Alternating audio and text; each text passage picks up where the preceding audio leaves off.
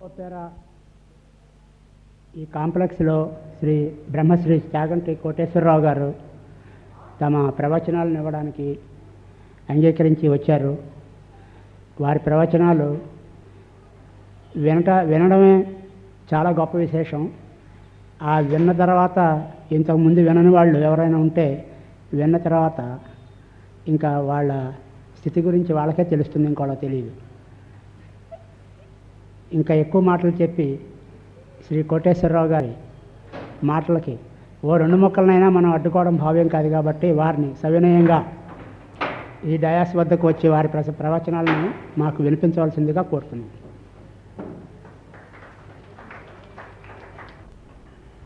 శుక్లాంబరధరం విష్ణుం శశివర్ణం చతుర్భుజం ప్రసన్నవదనం ధ్యాయేత్ సర్వవిఘ్నోపశాంతయేత్.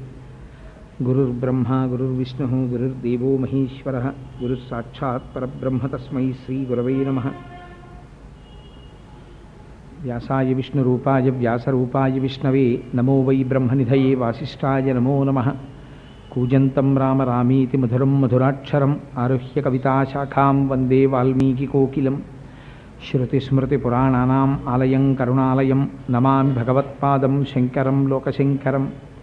వాగర్ధావివ సంపృక్తౌ వాగర్ధప్రతిపత్తయే జగతః పితరౌ వందే పార్వతీపరమేశ్వరౌ. సూక్తిం సమగ్రేతున స్వయమేవ లక్ష్మీః శ్రీరంగరాజమహిషీముధరైః కటాక్షైః. వైదగ్ధ్యవర్ణగుణగుంభనగౌరవైర్యాం కండూలకర్ణకుహరాः కవయోధయంతి. హైమోర్ధ్వపుండ్రమజహన్మకుటం సునాసం మందస్మితం మకరకుండలచారుగండం. బింబాధరం బహుళదీర్ఘకృపాకటాక్షం శ్రీవేంకటేశముఖమాత్మని సన్నిధత్తాం. మనోజవం మరుతతుల్యవేగం జితేంద్రియం బుద్ధిమతాం వరిష్టం. వాతాత్మజం వనరయూధముఖ్యం శ్రీరామదూతం శిరసా నమామి. ఆపదామపహర్తారం దాతారం సర్వసంపదాం లోకాభిరామం శ్రీరామం భూయో భూయో నమామ్యహం. సింధూరారుణ విగ్రహాం త్రినయనాం మాణిక్యమౌళిస్ఫురత్తారానాయకశేఖరాం స్మితముఖీం ఆపీనవక్షోరుహాం. పాణిభ్యాం అళిపూర్ణరత్నచషకం రక్తోత్పలం బిభ్రతీం సౌమ్యాం రత్నఘటస్థరక్తచరణాం ధ్యాయేత్ పరేదంబికాం. హరి ఓం. పరమేశ్వర స్వరూపమైన సభకి నమస్కారం.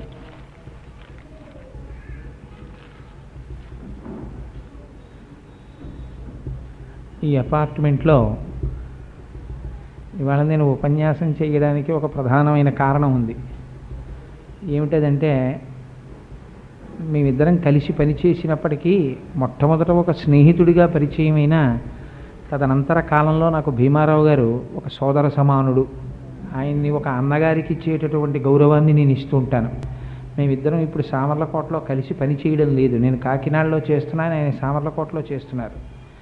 ఇంచుమించుగా 2-3 సంవత్సరాల నుంచి ఇలా ఉంది. మేము కలిసి లేము ఒక చోట ఉద్యోగంలో. ఇద్దరం డిఫరెంట్ స్టేషన్స్లో చేస్తున్నాం. అయినా సరే మా ఇద్దరి మధ్య అనుబంధం మాత్రం అలాగే ఉంది. అది ఈశ్వర అనుగ్రహం. అందుచేత నాకు వారి మాటని తీసివేయలేని బలహీనత ఉంది. ఎందుచేత అంటే ఆయన అన్నగారిగా సంభావించడం చేత. వారిక్కడ ఫ్లాట్ తీసుకుని గృహప్రవేశం చేసినప్పటి నుంచి నా యందున్న వాత్సల్యం చేత నువ్వు వచ్చి నాలుగు ఏమైనా మంచి మాటలు చెప్తావా అని అడుగుతున్నారు. నేనేమి చెప్తాను భీమదేవా అంటూ వస్తున్నాను. అంటే లేదు ఒక సంవత్సరం అయిపోయింది, నువ్వు రాలేదు, నువ్వు ఒకసారి రావలసిందే అని నిగ్రహించారు. సరే, నేను రావడం వల్ల 4 మంచి మాటలు వినపడతాయని మీరు అనుకుంటే నాకు సంతోషమే, తప్పకుండా వస్తానని ఇవాళ బయలుదేరి వచ్చాను. తప్ప యథార్థమునకు నా దగ్గర తెలుసుకోవాల్సినంత అవసరం ఉన్నవాళ్ళు ఎవరూ లేరు. ఏదో మీరు చెప్పమన్నారు కాబట్టి, నేను చాలా ఎత్తైన ఆసనం ఒకటి వేశారు కాబట్టి దానికి తగినట్టు 4 మాటలు చెప్పకపోతే బాగుండదని చెప్పడం అయితే. సరే, మనకి ఏం చెప్పమంటారండి అని అడిగాను నేను భీమారావుని. ఏమైనా స్పెసిఫిక్గా ఈ విషయం గురించి మీరు చెప్తే బాగుంటుందని మీకు ఏమైనా ఆలోచన ఉందా, లేకపోతే నేను స్వేచ్ఛగా ఏమైనా చెప్పచ్చా అని. ముందు స్వేచ్ఛ అన్నారు, కానీ తర్వాత అన్నారు ఏదో పూజ గురించి ఏమైనా 4 మాటలు చెప్పబోయే అన్నారు. సరే అలాగే చెప్తానులేండి అన్నాను. మనకి పూజా విధానాన్ని ఋషులు నిర్ణయం చేసేటప్పుడు 2 రకాలైనటువంటి నిర్ణయం చేశారు. ఒకటి నిత్యకర్మ అంటారు, రెండవ దాన్ని నైమిత్తిక కర్మ అంటారు. నిత్యకర్మ వేరు, నైమిత్తిక కర్మ వేరు. నిత్యకర్మకి నైమిత్తిక కర్మకి తేడా తెలియాలంటే మొట్టమొదట పెద్దలతోడి కొంతకాలము తిరిగినటువంటి వాడై ఉండాలి. 2, పంచాంగము గురించి కొన్ని విషయాలు తెలిసి ఉండాలి. 3, భగవంతుని గురించినటువంటి విషయములలో సమగ్రమైన జ్ఞానము ఉన్నా లేకపోయినా గురి కుదిరిన వాడై ఉండాలి. అందుకే మనకి ఆఖరణ ఒక మాట చెప్తారు, భగవద్గీత అంతా చెప్పేసి చిట్ట చివర ఒక మాట అంటారు, నాస్తికుడికి, ఈశ్వరుణ్ణి నమ్మని వాడికి, పాషండుడికి దీన్ని చెప్పకు అంటారు. ఎందుకు చెప్పద్దు? అదేంటంటే వాడికే కదా చెప్పి మార్చాలి, మరి ఎందుకు చెప్పొద్దు అంటారు? అంటే వాడికి అసలు భక్తి లేదు. వాడు ఎందుకు వింటాడంటే ఇది అబద్ధం అనడానికి వింటాడు వాడు తప్ప, ఇందులో ఏదో ఉందని తెలుసుకోవడం మొదలు పెడితే అందులో ఉన్నదేమిటో తెలుస్తుంది. అసలు ఇందులో ఏమీ లేదని వినడం మొదలెట్టిన వాడికి నువ్వు ఎంత చెప్తే అర్థం అవుతుంది. అందుకని అటువంటి పాషండుడికి చెప్పకు అంటారు. ఆ పాషండత్వం ఉన్నంతసేపు నైమిత్తిక కర్మ అర్థం కాదు, నిత్యకర్మ యందు గురి కుదరదు. అందుకని పెద్దలు నిత్యకర్మ నైమిత్తిక కర్మ అని 2 కింద విడదీశారు. ఈ నిత్యకర్మ నైమిత్తిక కర్మ తప్పకుండా ప్రతివారు చేయవలసినది. అయితే ఒక మినహాయింపు ఇచ్చారు శాస్త్రంలో. నిత్యకర్మ మారుతుంది. నిత్యకర్మ అంటే ప్రతిరోజు చేయవలసినటువంటి కర్మ. ఇది అందరికీ ఒకలా ఉండదు. శాస్త్రం చాలా గౌరవంగా మాట్లాడింది. ఒక చిన్న పిల్లవాడు ఉన్నాడు అనుకోండి, నా కొడుకు ఉంటాడు, నా కొడుక్కి ఏమీ తెలియదు. అప్పుడు వాడిని ఏమంటామంటే, నాన్న ఒక్కసారి పూజా మందిరంలోకి వెళ్ళి రామా రామా రామా అని ఒక నమస్కారం చేసుకో అంటాం. నేనున్నాను అనుకోండి, నేను కూడా రామా రామా రామా అని వచ్చేసాను అనుకోండి, తప్పని నేను అంటలేదు, అది యథార్థమే. సమయం లేనప్పుడు శ్రీరామ రామ రామేతి రమే రామే మనోరమే సహస్రనామ తత్తుల్యం రామనామ వరాననే 3 మాటలు చెప్పచ్చు. ఎప్పుడు? సమయం లేకపోతే. సమయం లేకపోవడం అంటే మీరు కృతకంగా సమయం లేదని చెప్పేస్తే కుదరదు, నిజంగా సమయం లేని తనమై ఉండాలి, అప్పుడు చెప్పచ్చు. నిత్యకర్మ అంటే మీరు విడిచిపెట్టకూడనటువంటి కర్మ. ప్రత్యేకమైన కొన్ని పరిస్థితులలో తప్ప అసలు ఏ కారణము చేత కూడా విడిచిపెట్టడానికి వీలు లేని కర్మకి నిత్యకర్మ అని పేరు. ఇది ఎవరెవరు యజ్ఞోపవీతం వేసుకుని ఉంటారో అటువంటి వారి విషయంలో మినహాయింపు లేదు. వాళ్ళు చాలా జాగ్రత్తగా చేసి తీరవలసిందే. ఏది చెయ్యాలి నిత్యకర్మలో? సంధ్యావందనం చేసి తీరాలి. సంధ్యాహీన అశుచి స్వకర్మసు నిత్యకర్మసు. అందుకని సంధ్యావందనం ఉండి తీరాలి, అది నిత్యకర్మ. రెండవదేది నైమిత్తిక కర్మ. నైమిత్తిక కర్మ అంటే ప్రతిరోజు విశేష పూజ చెయ్యమని శాస్త్రం చెప్పలేదు. అసలు నిజంగా మీకు శాస్త్రం ఎలా మాట్లాడింది అన్న గౌరవం అర్థమైంది అనుకోండి, ఇవాళ ఉన్న చాలా పిచ్చి పిచ్చి ఆలోచనలు పోతాయి. ఇవాళ రేపు పూజలకు అర్థం లేదు. నేను ఇలా అన్నానని మీరు అనుకోవద్దు. మన మతానికి ఏది ప్రధానమైంది అంటే వేదం ప్రధానమైంది. వైదికమైనటువంటి విధానములో మాత్రమే పూజ చెయ్యాలి. అంతేకాని ఎవరిష్టం వచ్చినట్లుగా వాళ్ళు చేసేసుకుని, నేను ఇవాళ చాలా చోట్ల చూస్తున్నాను, ఒక వ్రతం చేస్తూ ఉంటారు, ఆ వ్రతం మధ్యలో వాళ్ళకి కావలసినది తీసుకొచ్చి పెట్టేసుకుంటూ ఉంటారు. మీకు అలా ఏం పెట్టేసుకోవడానికి అవకాశం ఏం లేదు, అలా స్వేచ్ఛ ఇవ్వలేదు. కల్పము అని ఉంటుంది, అది ఋషి ప్రోక్తము. ఋషి చెప్తాడు ఇలా చెయ్యాలి అని ఉంటుంది. సత్యనారాయణ వ్రత కల్పము, వరలక్ష్మీ వ్రత కల్పము, వినాయక వ్రత కల్పము. కల్పము అంటే ఇది దాటి వెళ్ళడానికి నీకు మాత్రము అధికారము లేదు, నీ స్వేచ్ఛ దీని యందు పరిమితము చేయబడినది. మీరు చూడండి, ఒక సత్యనారాయణ వ్రతం చేస్తున్నారనుకోండి, సత్యనారాయణ వ్రతం చేసేటప్పుడు మీరు వ్రత విధానంలో కొంత స్వేచ్ఛా విహారం చెయ్యొచ్చు. ఎలా చెయ్యొచ్చు అంటే, ఉదాహరణకి మీరు ఒక మంటపం వేసిన తర్వాత నవగ్రహాలని ఆవాహన చేస్తారు. నేను అలా చేయకుండా ఉండొచ్చా అండి? కుదరదు. పిలవాలి, నవగ్రహాలని పిలవాలి. ఆ పిలిచిన తర్వాత సత్యనారాయణ స్వామి వారికి పూజ చేస్తూ ఉంటారు. పూజ చేసేటప్పుడు మీరు అష్టోత్తరంతో చెయ్యొచ్చు. మీకు చాలా బిగువు ఉందనుకోండి, బిగువు అంటే చెయ్యగలిగినటువంటి శక్తి ఉందనుకోండి, చాలా సంతోషంగా చెయ్యగలను అని మీరు అనుకున్నారనుకోండి, మీరు సహస్రనామంతో చెయ్యొచ్చు. అక్కడ విష్ణు సహస్రం చెప్పి లక్ష్మీ సహస్రం చెప్పచ్చు, మీ ఇష్టం. మీరు పూజని పెంచచ్చు, అలాగా పూజని తగ్గించవచ్చు. నేను అంతసేపు కూర్చోలేనండి అన్నారనుకోండి, మీరు అష్టోత్తరం చెప్పచ్చు. నేను అంత కూడా కూర్చోలేనండి 11 నామాలు చెప్పచ్చు. కానీ స్కాంద పురాణంలో చెప్పిన 5 అధ్యాయాలు తీసేసి నేనేవో కొత్త కథలు తీసుకొచ్చి అక్కడ పెడతానండి అన్నారనుకోండి, తప్పది. అది వ్రతభంగము అన్నారు. ఎందుకనంటే ఋషి ఒక విషయాన్ని చెప్పాడు, నువ్వు ఈ 5 అధ్యాయాలు చెప్పుకోవాలి సత్యనారాయణ వ్రతం చేస్తే, అంతే. ఈ 5 అధ్యాయాలు నేను పుట్టినప్పటి నుంచి వింటున్నానండి, నాకు ఆ కథలు వచ్చేసాయి, నేను కొత్త కథలు పట్టుకొచ్చాను, అవి చాలా బాగుంటాయి, ఇంతకన్నా చాలా శక్తివంతంగా ఉంటాయి, ఆ కథలే కదండి నేను మారుస్తాను 5 కథలు కొత్తగా పెట్టుకుంటాను, కుదరదు, అలా పెట్టడానికి వీల్లేదు. దాని వెనకాతల ఒక సిద్ధాంతం ఉంటుంది, దాని వెనక ఒక రహస్యం ఉంటుంది. నీకేం తెలుసు ఆ రహస్యం? తెలియదు. తెలియకుండా ఇన్ని జన్మల తపస్సు చేసినా సత్యనారాయణ వ్రతంలో ఆ అధ్యాయాలు అర్థమైతే వాడు గట్టెక్కేస్తాడు అసలు. అందుకని నువ్వు అవి చెయ్యవలసిందే, ఆ కథలు వినవలసిందే. ఈ కథలు తీసేసి కొత్త కథలు పెడతానండి, వ్రతభంగం చేసావు, నువ్వు వ్రతం అని పేరు పెట్టి వ్రతం చేయలేదు. అందుచేత అలా చేయడానికి వీల్లేదు. నైమిత్తిక కర్మ అంటే మీకు పెంచవచ్చు, తగ్గించవచ్చు, కొన్ని తిథులలో మాత్రమే చేస్తాం, ప్రతిరోజు నైమిత్తిక కర్మ చేయరు. నైమిత్తిక కర్మ అంటే మీకు ఏదో ముక్కోటి ఏకాదశి వచ్చిందనుకోండి, ఆ రోజు ప్రత్యేకం విష్ణు సహస్రనామ స్తోత్రం చెప్పుకుని ఏదో పూజ చేస్తాం. ఒక మహాశివరాత్రి వచ్చిందనుకోండి, తప్పకుండా శివలింగానికి అభిషేకం చేస్తాం, లేదా శివారాధన చేస్తాం, లేదా కనీసం జాగరణ చేస్తాం. అవి నైమిత్తిక కర్మలు. ఏమండి శివరాత్రి జాగరణ చేస్తే చాలా బాగుందండి, నాకు కొంచెం ఆరోగ్యంగా ఉన్నట్టు అనిపిస్తోంది, నేను రోజు జాగరణ చేస్తానండి, కుదరదు. అలా చేయమని శాస్త్రం చెప్పలేదు. జాగరణం ఇప్పుడు మహాశివరాత్రి నాడు, అంతే, జన్మానికి ఒక శివరాత్రి. ఒక్కొక్కటి నైమిత్తిక కర్మ అంటారు. నైమిత్తిక కర్మ అంటే ఆయా ప్రత్యేక తిథుల యందు మీరు చేయవలసినటువంటి కర్మ. నిత్యకర్మ ప్రతిరోజు చేయవలసిన కర్మ. నైమిత్తిక కర్మ మీరు చెయ్యకపోయినా శాస్త్రం దోషం పట్టదు. అది గమ్మత్తు. మీకు ఏదో చాలా ముఖ్యమైన విషయం ఉంది, మీరు నైమిత్తిక కర్మని సశాస్త్రీయంగా చేయలేదు, చెయ్యకపోయినా ఒక 3 మాటలు రామా రామా రామా అని వెళ్ళిపోయారు, ఫుల్ మార్క్స్ వేసేస్తారు. నిత్యకర్మ మానేశారనుకోండి, వాడిని భ్రష్టుడు అని పిలుస్తుంది శాస్త్రం. అది మానడానికి వీల్లేదు. నిత్యకర్మ మీరు ఎక్కడ పుట్టారో, ఏ కులంలో పుట్టారో, ఏ ఋషి సంతానమో, ఏ గోత్రములో పుట్టారో, ఏ ప్రవరలో పుట్టారో, మీ సంప్రదాయం ఏదో, సింహాసనమునందు మీ కులదైవం ఎవరో దానిని అనుసరించి మీరు చెయ్యాలి. అందుకే ఉపనయనం చేస్తే 2 చెవులు పట్టుకుని ప్రవర చెప్పిస్తారు. ప్రవర చెప్పిస్తే తెలుస్తుంది, ఓహో మా ఋషులు వీరు, మా సంప్రదాయం ఇది, మేము ఇలా బ్రతకాలి, మేము ఇలా పూజించాలి. ఎవరిని పడితే వాళ్ళని ఇష్టం వచ్చినట్టు పూజించడం కుదరదు. శాస్త్రం అలా అంగీకరించదు, అది అవైదికము, అలా చేయడానికి వీల్లేదు. వేదము ఏది ప్రోక్తము చేసినదో, వేదం ఏది చెప్పిందో అది మాత్రమే చెప్పాలి. వేదము చెప్పినది చేసినవాడు పాషండు, నాస్తికుడు. నాస్తికుడు అంటే దేవుడు లేడన్నవాడు కాడు. వేదము చెప్పని పని చేసిన వాడెవడో వాడు వేదమును ధిక్కరించిన వాడు నాస్తికుడు. వాడి ముఖము చూడడానికి వీల్లేదు. అలాంటి నాస్తికుడితో కలిసి తిరిగినా, కలిసి భోజనం చేసినా ప్రాయశ్చిత్తం చేసుకోవాలి ఏకాశిగా వెళ్ళి. అంటే వేదధిక్కారమును చేసినటువంటి పని చేయడానికి వీల్లేదు. వైదికముగా ఏది వేదము చెప్పినదో అట్లా మాత్రమే చెయ్యాలంతే.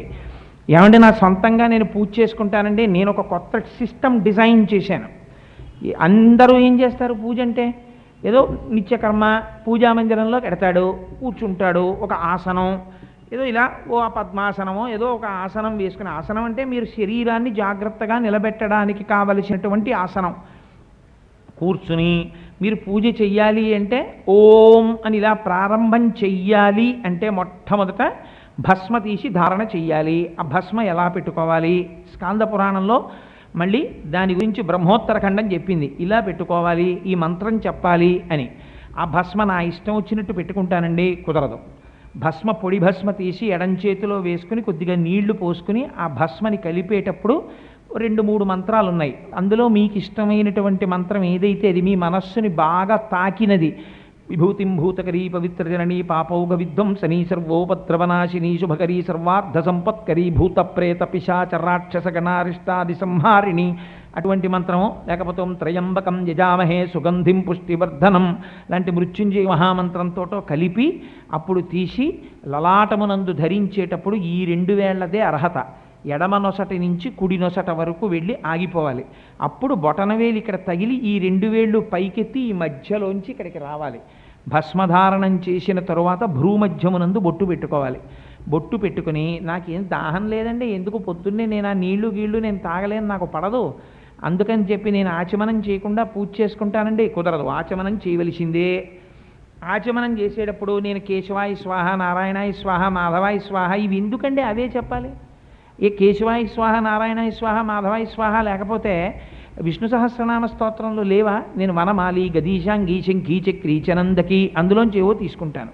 ఓం వనమాల్యే నమః అని పుచ్చుకుంటాను. ఏం తప్పేమిటి? ఓం కేశవాయ స్వాహ అని ఎందుకు అనాలి? అదే అనాలా? ఇంకో నామం చెప్పకూడదా? విష్ణు సహస్రంలో అన్ని విష్ణువు పేర్లే కదా, నేను ఇంకో పేరు చెప్తాను, చెప్పడానికి వీలు లేదు, అవే చెప్పాలి. ఎందుకంటే అలా మీరు చెప్పకూడదు అంటే సరిపోతుందా? అలా చెప్పకుండా ఉండడానికి ఏదైనా మార్గం ఉందా? ఆచమనం చేసేటప్పుడు ఎడం చేత్తో నీళ్లు తీసి కుడి చేతిలో వేసుకోవాలి. వేసుకునే ముందు మీ బొటనవేలు తీసుకెళ్ళి మధ్యవేలు యొక్క ప్రారంభ భాగమునందు గట్టిగా చేర్చి పైన చూపుడు వేలతో నొక్కి పట్టాలి. అప్పుడు గోవు చెవులో అవుతుంది చెయ్యి. అందులోకి ఒక మినపగింజ మునిగినంత నీటిని మాత్రమే వెయ్యాలి, అంతకన్నా ఎక్కువ నీరు వేసి కిందకి కారి మీద పడకూడదు. అంత నీరు వేసుకుని చప్పుడు అవ్వకూడదు. ఎడమ పెరివి మాత్రమే తాకించాలి. ఓం కేశవాయ స్వాహ అని ఆ నీరు పుచ్చుకోవాలి. ఎందుకంటే అంత నిబద్ధత, ఎందుకు ఈ అల్లరంతా? నేను ఇలా పుచ్చుకోను, ఉద్ధరణితో నోట్లో పోసుకుంటాను తప్ప, నీరు కదా మీరు పుచ్చుకోమన్నారు, చేతిలో పోసుకోనండి, ఉద్ధరణితో పోసుకుంటానని దోషమా?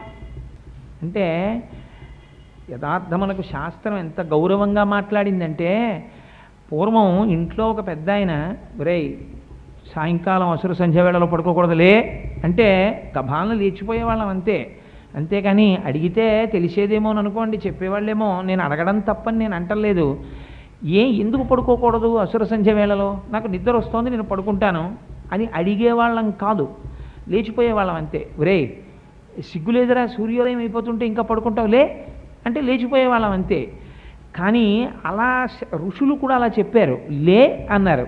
అంతేకాని ఎందుకు లేవాలి అని శిష్యులు అడగలేదు. కానీ అడగకపోయినా ఋషులు చెప్పారు, అది వాళ్ళ ఔదార్యం. కొన్ని చెప్పారు, కొన్ని అర్థం చేసుకో, అనుభవము చేత గ్రహించు అని చెప్పారు. నేను మీకు ఒక్కదాన్ని మాత్రమే ఇవాళ ఉదాహరణ ఇస్తాను. నేను పూజా విధానానికి అంతటికీ కూడా అలా నేను చెప్పడం ప్రారంభం చేశాను అనుకోండి, ఇంక నేను మీ అపార్ట్మెంట్లో ఒక 40 రోజులు ప్రసంగాలు చేయాలి రామాయణంలాగా. అందుకని ఎడమ చేత్తో మీరు నీరు తీసుకుని ఉదయం వెళ్ళి కూర్చున్నారనుకోండి పూజకి, కూర్చోగానే మనకి ఇక్కడ స్వరపేటిక అని ఉంటుంది. స్వరపేటిక అంటే మీ లోపల నుంచి వచ్చేటటువంటి వాయువుని ఇక్కడికి వచ్చేటప్పటికి శబ్దముగా మార్చగలిగినటువంటి ఒక పరికరం. దాన్ని ఈశ్వరుడు ఉదారంగా మనకి కటాక్షించాడు. ఆ స్వరపేటిక ఇక్కడ ఉంటుంది. ఆ స్వరపేటికని శాస్త్రం అంది, అది ఒక ముళ్ళపంది తోక ముడుచుకుంటే ఎలా ఉంటుందో అలా ఉంటుంది. దానికి మనం స్కూటర్కి వాటికి గేర్ వైర్లోనూ వాటిల్లోనూ కొంచెం లూబ్రికేషన్ అని ఆయిల్ వేస్తాం. అలాగే దానికి కూడా కొద్దిగా లూబ్రికేషన్ అవసరం అవుతుంది. ఈ మధ్య ఉపన్యాసాలు ఎక్కువైపోయి నా కంఠం దెబ్బతింటే నేను ఒక ఈఎన్టీ స్పెషలిస్ట్ దగ్గరికి వెళ్ళాను. వెళితే వాడు కంప్యూటర్లో నా కంఠం చూపించి, చూసారా మీ వోకల్ కార్డ్స్ ఎలా వాచిపోయాయో, రోజుకు 3-4 ప్రసంగాలు మీరు చెయ్యకండి, లూబ్రికేషన్ ఉండాలి కోటేశ్వరరావు గారు, కొద్దిగా నీళ్లు తాగాలండి ఉపన్యాసం మధ్యలో అన్నారు. అయ్యా నాకు అది అలవాటు లేదండి, అలా నేను తాగితే చెప్పలేనన్నాను. పోనీ వెళ్ళిపోయేటప్పుడైనా కొద్దిగా నీళ్లు తాగి వెడుతుండండి అన్నారు. మన ఋషులు ఎంత గొప్పగా చెప్పారంటే, మీరు రాత్రంతా నిద్రపోయినప్పుడు ఈ కంఠం పనిచేయదు, స్వరపేటికతో మీరేం మాట్లాడనప్పుడు ఈ స్వరపేటిక అంతా కూడా కొద్దిగా కుంచుకుంటుంది. మీరు పూజ దగ్గరికి వచ్చి ఒకేసారి మాట్లాడడం మొదలెట్టారనుకోండి, మాట్లాడడం అంటే పూజ చేయడం మొదలుపెట్టేస్తారు. సుప్రభాతం మొదలుపెట్టి కౌసల్యా సుప్రజా రామ పూర్వా సంధ్యా ప్రవర్తతే అని మొదలెట్టేసిన తర్వాత ఓ గ్లాసులు మంచినీళ్ళు ఎట్లా తాగుతాను అనరు కదా, మధ్యలో మళ్ళీ నీరాజనం వరకు నీరు పొయ్యకుండా స్వరపేటికని వాడారనుకోండి, స్వరపేటిక దెబ్బతినేస్తుంది. అందుకని మన వాళ్ళు అలాగని నీళ్లు పుచ్చుకో అని అనలేదు. ఎంత గౌరవంగా మాట్లాడారో చూడండి. మినపగింజ మునగడానికి కావలసినంత నీరు మాత్రమే మీరు ఉదయం వెళ్ళి ఆ గోకర్ణ ముద్ర పట్టి అందులోకి నీరు పోసి పెట్టగానే శరీరంలో ఉండేటటువంటి విద్యుత్తుతో ఆ నీరు కలుస్తుంది. ఇప్పుడు విద్యుత్తుతో కలిసినటువంటి నీటిని చప్పుడు చెయ్యకుండా మీరు కేవలం ఎడమ కింది పెదివికి తాకించి లోపలికి పుచ్చుకుంటే స్వాహ అని పుచ్చుకోగానే స్వరపేటిక మీద నీళ్లు పడతాయి. పడి అది చక్కగా పని చెయ్యడానికి కావలసినటువంటి తైలం వేసినటువంటి యంత్రం ఎంత బాగా పనిచేస్తుందో అలా ప్రారంభమవుతుంది. గమ్మత్తు ఏమిటంటే, విష్ణు సహస్రనామ స్తోత్రంలో అనేక నామాలు ఉన్నాయి, చెప్పకూడదా? చెప్పరు. ఓం కేశవాయ స్వాహ. మీరు గమ్మత్తు చూడండి. కే అన్న దాంట్లో కా కా పలకాలంటే ఎక్కడ పలకాలి? కంఠం దగ్గర పలకాలి. కా కా అంటే ఇక్కడ పలకాలి. నీరు తగలగానే ముందు ఇక్కడ పనిచేయడం మొదలెడుతుంది. కేశవాయ స్వాహ అనగానే కంఠం పనిచేస్తుంది స్వరపేటిక, అప్పుడు మొదలు పెట్టిస్తారు. ఇప్పుడు ఇక్కడ ధ్వని తర్వాత ఎక్కడ బాగా బయటికి రావాలి? నాలుక వలన నారాయణాయ స్వాహ. అందుకని నాలుక ఎక్కడ నొక్కితే పలుకుతుందో ఆ అక్షరం చెప్పిస్తారు. నా అందుకని నకారంతో మొదలవుతుంది. ఇప్పుడు పెదవులు రెండు కలుసుకుంటే వచ్చేటటువంటి అక్షరం పలకాలి. మాధవాయ స్వాహ. ఇప్పుడు శబ్దము ఎక్కడెక్కడ ప్రధానముగా బయటికి వస్తుందో ఆ 3 చోట్ల ఒత్తిడిని కల్పిస్తారు ఈ నీటిని ఇచ్చి. అందుకని 3 మాటలు ఇచ్చినప్పుడు 3 చోట్ల నుంచి శబ్దం బాగా వచ్చే చోట పలికిస్తారు. కేశవాయ స్వాహ, నారాయణాయ స్వాహ, మాధవాయ స్వాహ. ఇప్పుడు ఏమైంది? 3 చోట్ల స్వరపేటికలోంచి వచ్చేటటువంటి శబ్దోచ్చారణము ఖచ్చితంగా వచ్చేట్టు చేశారు. ఇప్పుడు మీకు ఒక అనుమానం రావచ్చు, ఏమంటే మేము కేశవాయ స్వాహానం కా నా మా అంటాం, మీకేమిటి అభ్యంతరం? స్వరపేటిక యాంత్రీకరణం జరిగింది కదా. స్వరపేటికకి ఒక స్కూటర్లో ఆయిల్ వేసినట్టుగా శబ్దం ప్రొడ్యూస్ చేశాం, దానికి కావలసినటువంటి లూబ్రికేషన్ చేశాం. కాబట్టి కేశవ అంటే మాకు చాలా కష్టం, అలా అనం మేము. ఎందుకంటే మేము మానిషం, ఇందులో పుట్టినా ఇంకో దాంట్లో దూరడం మాకు అలవాటైంది. అందుకని మేము ఇప్పుడు అనం భగవంతుడి నామం. అంటే అదో ప్రారంధం, మాని దానివల్ల కూడా ఏం లేదు. కానీ మన మతంలో ఉన్నటువంటి వైదికమైన సంప్రదాయానికి ఉన్న గొప్పతనం ఏమిటంటే ఏ అక్షరమును కూడా అనుసంధానము లేకుండా పలకడం. అక్షరం రాయడం మొదలెట్టినా పలకడం మొదలెట్టినా ఈశ్వరుడి కొరకే. అందుకే అక్షరాభ్యాసము, ఏది క్షరము కానిదో ఆ ఈశ్వరుణ్ణి తెలుసుకోవడానికి. నిష్కారణ శబ్దం నా నోటి నుంచి రాకూడదు, నేను మాట్లాడితే అది ఈశ్వర సంబంధమై ఉండాలి. అందుకని ఉట్టిక్క పలకను. కేశవాయ స్వాహ. స్వాహ లోపలికి యజ్ఞానికి హవిస్సు ఇచ్చినట్టు ఇస్తాం. ఓం నారాయణాయ స్వాహ, ఓం మాధవాయ స్వాహ. 3 మాటలు పుచ్చుకుంటాడు. ఇప్పుడు వరుసగా భగవన్ నామాలు చెప్తాడు. ఓం గోవిందాయ నమః, ఓం అని వరుసగా నామాలన్నీ చెప్పి, ఈ నామాలు చెప్పాడు. ఇప్పుడంటే పోయిందనుకోండి అలవాటు. అసలు ఆచమనం చేయడం ఎలాగా అన్నది నిజంగా ఇవాళ ఎంతమంది చేస్తున్నారు ఆచమనం? ఆచమనం చేయడం అసలు చాలామందిని నేను చూస్తుంటాను. ఆచమనం చేసేటప్పుడు జుర్రు తాగేసేవాళ్ళు, ఆ పంచె నిండా పోసేసుకునేవాళ్ళు, ఓహో తుడిచేసుకునేవాళ్లే. కానీ చప్పుడు చెయ్యకుండా ఇలా ఆచమనం చేయడం, కొద్దిగా నీరు మాత్రమే పోసుకోవడం, ఆ ఎలా కూర్చోవాలో అలా ఆసన శుద్ధితో కూర్చోవడం, అసలు ఆ అలవాట్లే పోయాయి ఇప్పుడు. ఇది చేసిన తర్వాత ఇప్పుడు స్వరపేటికను ముందు బలపరిచి తర్వాత మన వాళ్ళు ఒక గొప్ప విషయం చెప్పారు. ముందు భస్మ పెట్టిస్తారు. దేనికి భస్మ అంటే ప్రపంచమంతా ఏదిగా మారుతుందో చిట్ట చివరికి అది భస్మ. మొట్టమొదట ఈ జ్ఞానంతో ప్రారంభిస్తాడు. ఇది ప్రాతకాలమునందు తాను తెలుసుకోవలసినటువంటి విషయం. ఆఖరికి ఈ కనపడుతున్నటువంటి దృశ్యమానమైన జగత్తంతా కూడా చిట్ట చివరికి బూదిగా మారిపోతోంది. దీనికోసం నిష్కారణంగా అనైతికమైన మార్గములలో నేను వెంపర్లాడకుండెదనుగాక. అందుకని భస్మ ధరిస్తాడు. కాదు దాని వెనకాల ఇంకొక రహస్యం ఉంది. ఏది ఇక మారదో, ప్రపంచంలో ఉన్నటువంటి వస్తువులన్నీ మారుతూ ఉంటాయి. బూడిదేమవుతుందండి? బూడిద ఇంకేం అవదు. బూడిద ఏం చేస్తుందంటే ఏమీ చేయదు. బూడిద నీళ్లల్లోకి వెళ్ళి మీరు వస్తువు పడిపోయింది అనుకోండి, ఆ వస్తువు నానిపోవచ్చు. బూడిదలోకి వెళ్ళే వస్తువు పడిపోయింది అనుకోండి, ఏమవుతుంది? ఏమవదు. తానింక ఏదీ చెయ్యదు, తానింక ఏమీ అవదు. ఈ రెండో ఏదో అది బూడిద. అదే పరమాత్మ. తాను మారడు, తాను వేరొకరిని మార్చాడు. భగవంతుడొచ్చి వద్దురా కోటేశ్వరరావు నువ్వు ఇలా చేయరా నువ్వు ఇలా చేయరా ఆయన చెప్పడం. గమ్మత్తు ఏమిటో తెలుసండి, ఆయన బుద్ధిని మాత్రమే ఇస్తాడంతే. చాలామంది ఒక మాట చెప్తుంటారు, ఏమండి మాకు పూజలు చెయ్యాలని ఉండదా, మాకు వినాలని ఉండదా ఉపన్యాసాలు? మా నొసటను రాసేసాడండి భగవానుడు, మమ్మల్ని ఇలా దుష్కర్మ యందు తిరగమని రాశాడు. మీ అదృష్టం మీకు ఇలా రాశాడు, ఆ అపార్ట్మెంట్లో ఈ అపార్ట్మెంట్లో ఏవో తెలుసున్నట్టుగా 4 మాటలు చెప్పమని. అందుని మీరు ఉపన్యాసాలు చెప్తారు, మేము ఇలా తిరుగుతాం. ఈ రాసేసిన తర్వాత ఎక్కడికి పోతుందండి? ఇంకా అంతే, మేము ఇలాగే ఉంటాం అంటాడు. తప్పది, అలా చెప్పలేదు శాస్త్రంలో. బుద్ధి అనబడేటటువంటిది సృష్టిలో ఇక ఏ ప్రాణికి ఇవ్వలేదు.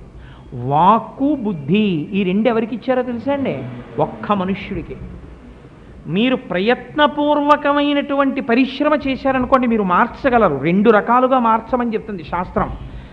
మయ్యేవ మన ఆధత్సామయి బుద్ధిం నివేశయ అంటాడు భగవద్గీతలో స్వామి. నా యందు నీ మనస్సు పెట్టు, ఇది నేను అడుగుతున్నాను అంటాడు.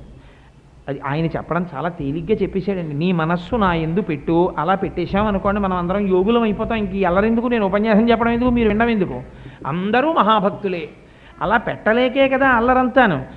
ఆల్ రైట్ స్వామి, నేను పెట్టలేనయా, ఉండట్లేదు, మనస్సుని నీ ఎందు పెడదామని అనుకుంటున్నాను, నా దోషం లేదు, కానీ జారిపోతుంది, అది ఎటో వెళ్ళిపోతుంది, ఏం చెయ్యను అంటే ఆయన అన్నాడు, అయితే నీకు ఉపాయం చెప్తాను.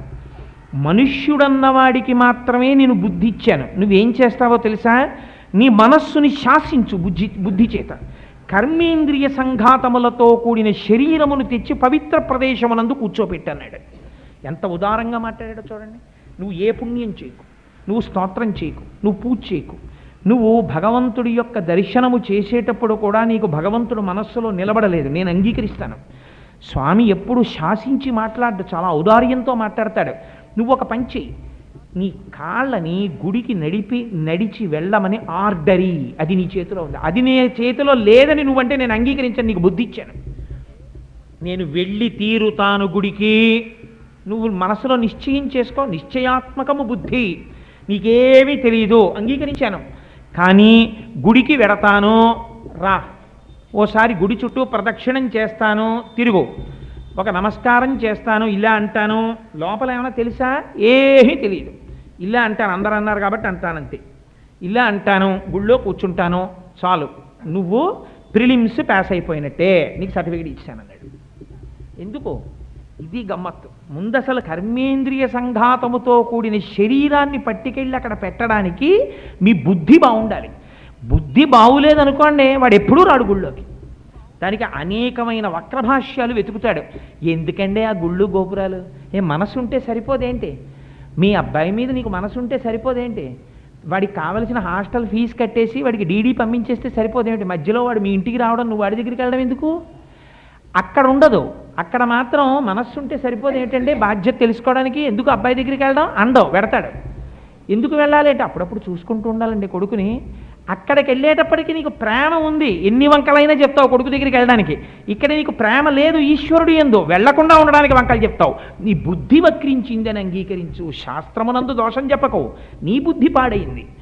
నీకు ప్రేమ ఉన్నది, నువ్వు వెడతావు గుడికి, వెళ్ళేం చేస్తావు, ప్రదక్షిణం చేస్తావు, కూర్చుంటావు, అలా కూర్చో, మిగిలింది ఏం చెయ్యాలో నేను చెప్తానన్నాడు స్వామి.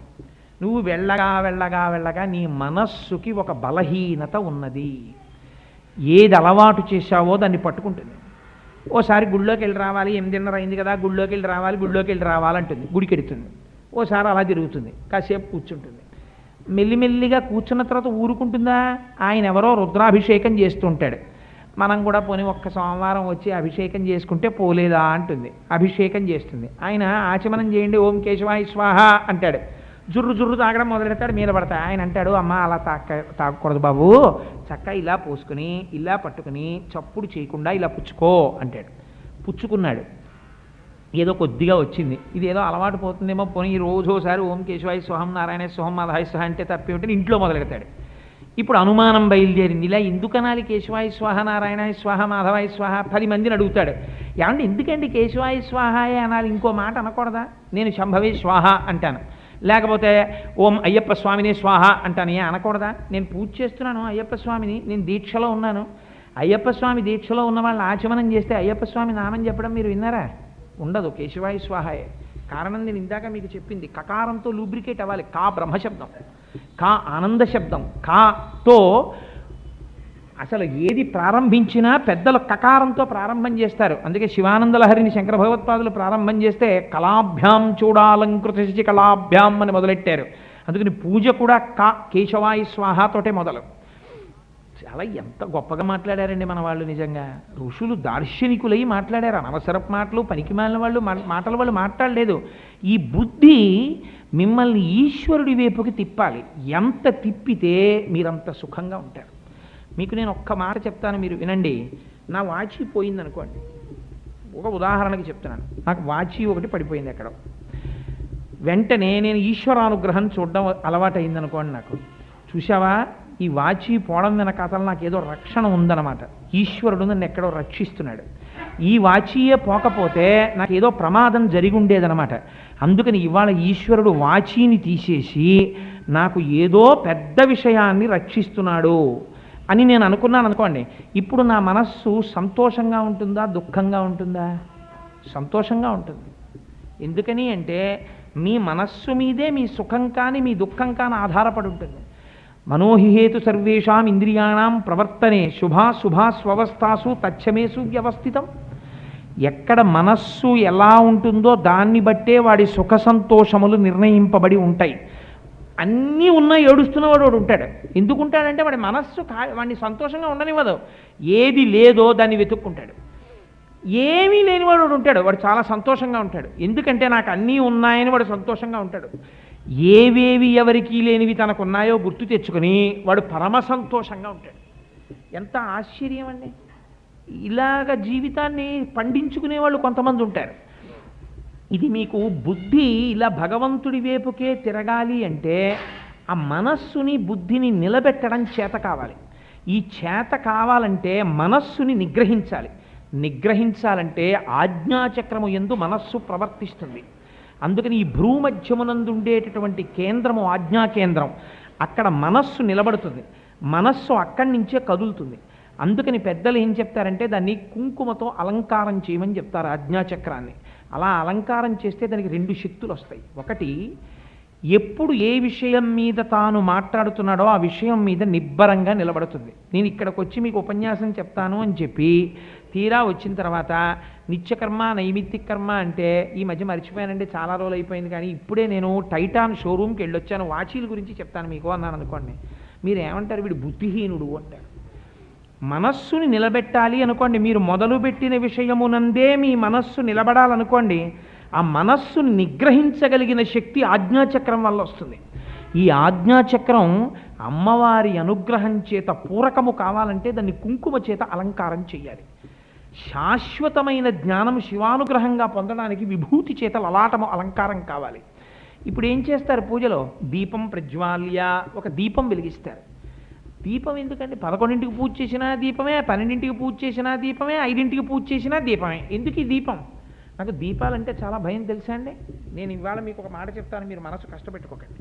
ఎక్కడికైనా వెడితే సాధారణంగా ఏమంటారంటే దీప ప్రజ్వలన, వాడు కార్డులో ఒక ఐటెం కింద వేస్తాడు. వేసి మీరు దీపం వెలిగించండి అంటాడు. నేను వెలిగించనని చెప్తుంటాను. అయ్యా నేను వెలిగించనండి, మీరెవరైనా వెలిగించండి అంటుంటాను. కారణం ఏంటో తెలుసా అండి? ఒకసారి మీరు దీపం వెలిగిస్తే ఆ కార్యక్రమం అయిపోయే వరకు ఆ దీపం వెలిగేటట్టుగా చూసుకోవడం మీ బాధ్యత. మీకు అలా ఉంచడం చేత కానప్పుడు వెలిగించమని ఇంకోరిని అడగకూడదు. ఆ పాపం వాడికి మూట కడదామనే. ఎందుకు దీపం వెలిగించడం? మరి మీ పూజలో దీపం ఆరిపోయాక మీరు పూజ చేస్తారా? మరి ఎందుకు దీపం వెలిగించారు మీరు? అంటే మీకు శ్రద్ధ లేదు. ఎక్కడ శ్రద్ధ లేదో అక్కడ పూజ లేదు. మీకు దాని యందు తాదాత్మ్యత లేదు, దాన్ని ఉంచాలని మీకు తెలియదు, దాని యందు సమగ్రమైన బుద్ధి లేదు. అంటే ఇవాళ జరిగిన అటువైపు చూడకండి అందరూ, నేను ఒక విషయాన్ని మనవి చేశానంటే. నేను అందుకే సాధారణంగా దీపాలు వెలిగించడానికి నేను ఇష్టపడను. ఇలా దీపం వెలిగిస్తారు స్టేజీల మీద, అది ఉక్కబెట్టేస్తోందని ఫ్యాన్లు వేసుకుంటారు, అది వెంటనే ఆరిపోతుంది. అక్కడ వెలిగించేసాం కదా, ప్రోగ్రామ్ కార్డులో ఒకటి అయిపోయిందా లేదా, లైటింగ్ ది ల్యాంప్ టిక్ కొట్టేస్తాడు అధ్యక్షుడు సభకి, అంతే, అది ఆరిపోయింది, మాకేం సంబంధం, ఆయనకేం సంబంధం ఉండదు. అది ఎంత రిచువలిస్టిక్ పెర్ఫార్మెన్స్. సో అలా ఉండకూడదు. చేసేటటువంటి దాని యందు శ్రద్ధతో కూడినదై ఉండాలి కర్మాచరణము. జ్ఞానమునందు శ్రద్ధ పూనిక తనంత తాను వస్తాయి. కర్మయందు మీ అంతట మీరు నేర్చుకోవాలి శ్రద్ధ, లేకపోతే అది అసహ్యంగా ఉంటుంది 10 మంది ముందు. దీపం ప్రజ్వాల్య అంటారు. ఎందుకు దీపం వెలిగించడం? నత్ర సూర్యోభాతి నచంద్రతారకం నేమా విద్యుతో భాతి కుతోయమగ్ని త్వమేవ భాంతమనుభాతి సర్వం తస్య భాషా సర్వమిదం విభాతి అని చెప్తున్నారు. దీపం వెలిగిస్తే ఏ భగవానుని ముందు కోటి సూర్యుల యొక్క వెలుగు నిలబడదో అటువంటి ప్రకాశమానమై ప్రకాశించడము తప్ప వేరొకటి తెలియనిదైనటువంటి ఈశ్వరుణ్ణి నేను దీపముగా చూచుచున్నాను, అందుకని దీపం పెట్టాను. ఇప్పుడు నేను ఆయన వెలుతురు నా యందు పడి వెలుగుతున్న దీపము వెలిగించినట్టు దాని చేత నేను వెలిగింపబడతాను అని ఒక దీపాన్ని వెలిగించి దాని సమ్మెట మీద ఒక పువ్వో ఒక పసుపో కాస్త కుంకుమో 2 అక్షతలో వేస్తారు. వేసి కూర్చున్న తర్వాత ఏం చేస్తారు? కూర్చుని ప్రాణాయామ్య అని కాస్త ఆ ఊపిరి తీసుకునేటప్పుడు, సరే ఇప్పుడంటే ఓం భూ ఓం భువ ఓం శుభ ఓం మహ ఓం జన అని చెప్పేస్తారు. ముక్కు పట్టుకోండి అంటారు. ఇది ముక్కు కట్టుకోవడం, నోరెట్టుకోవడం.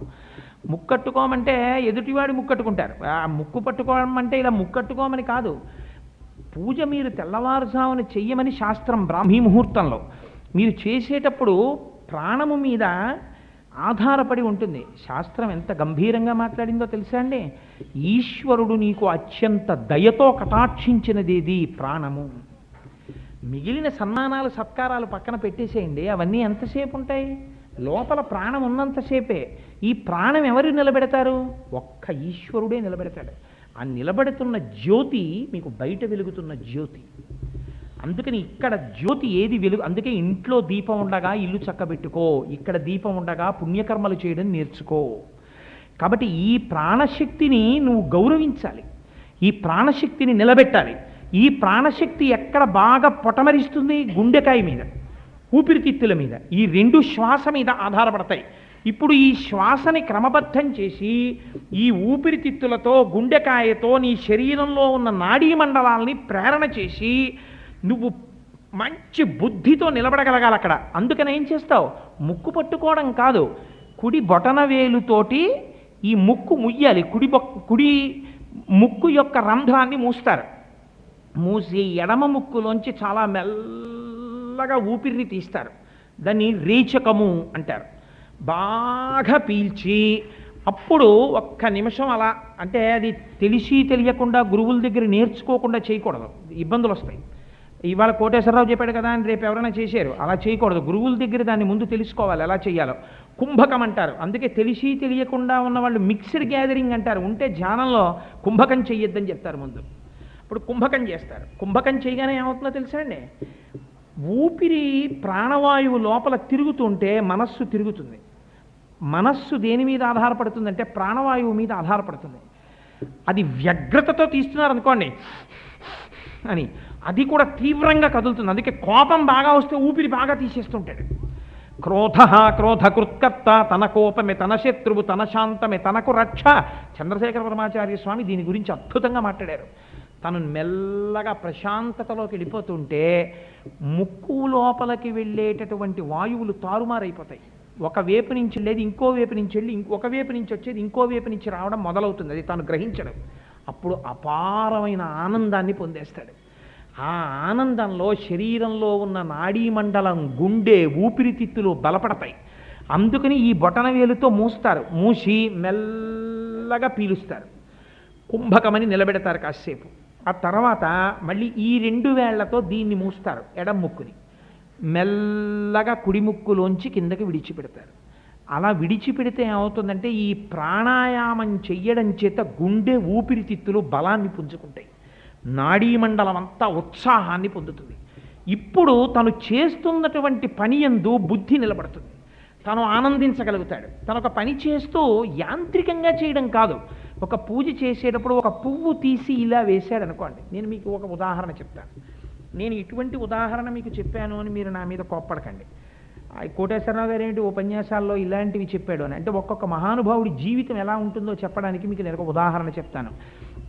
మనకి కాశీనాథుని విశ్వనాథ్ గారని ఒక సినిమా డైరెక్టర్ గారు.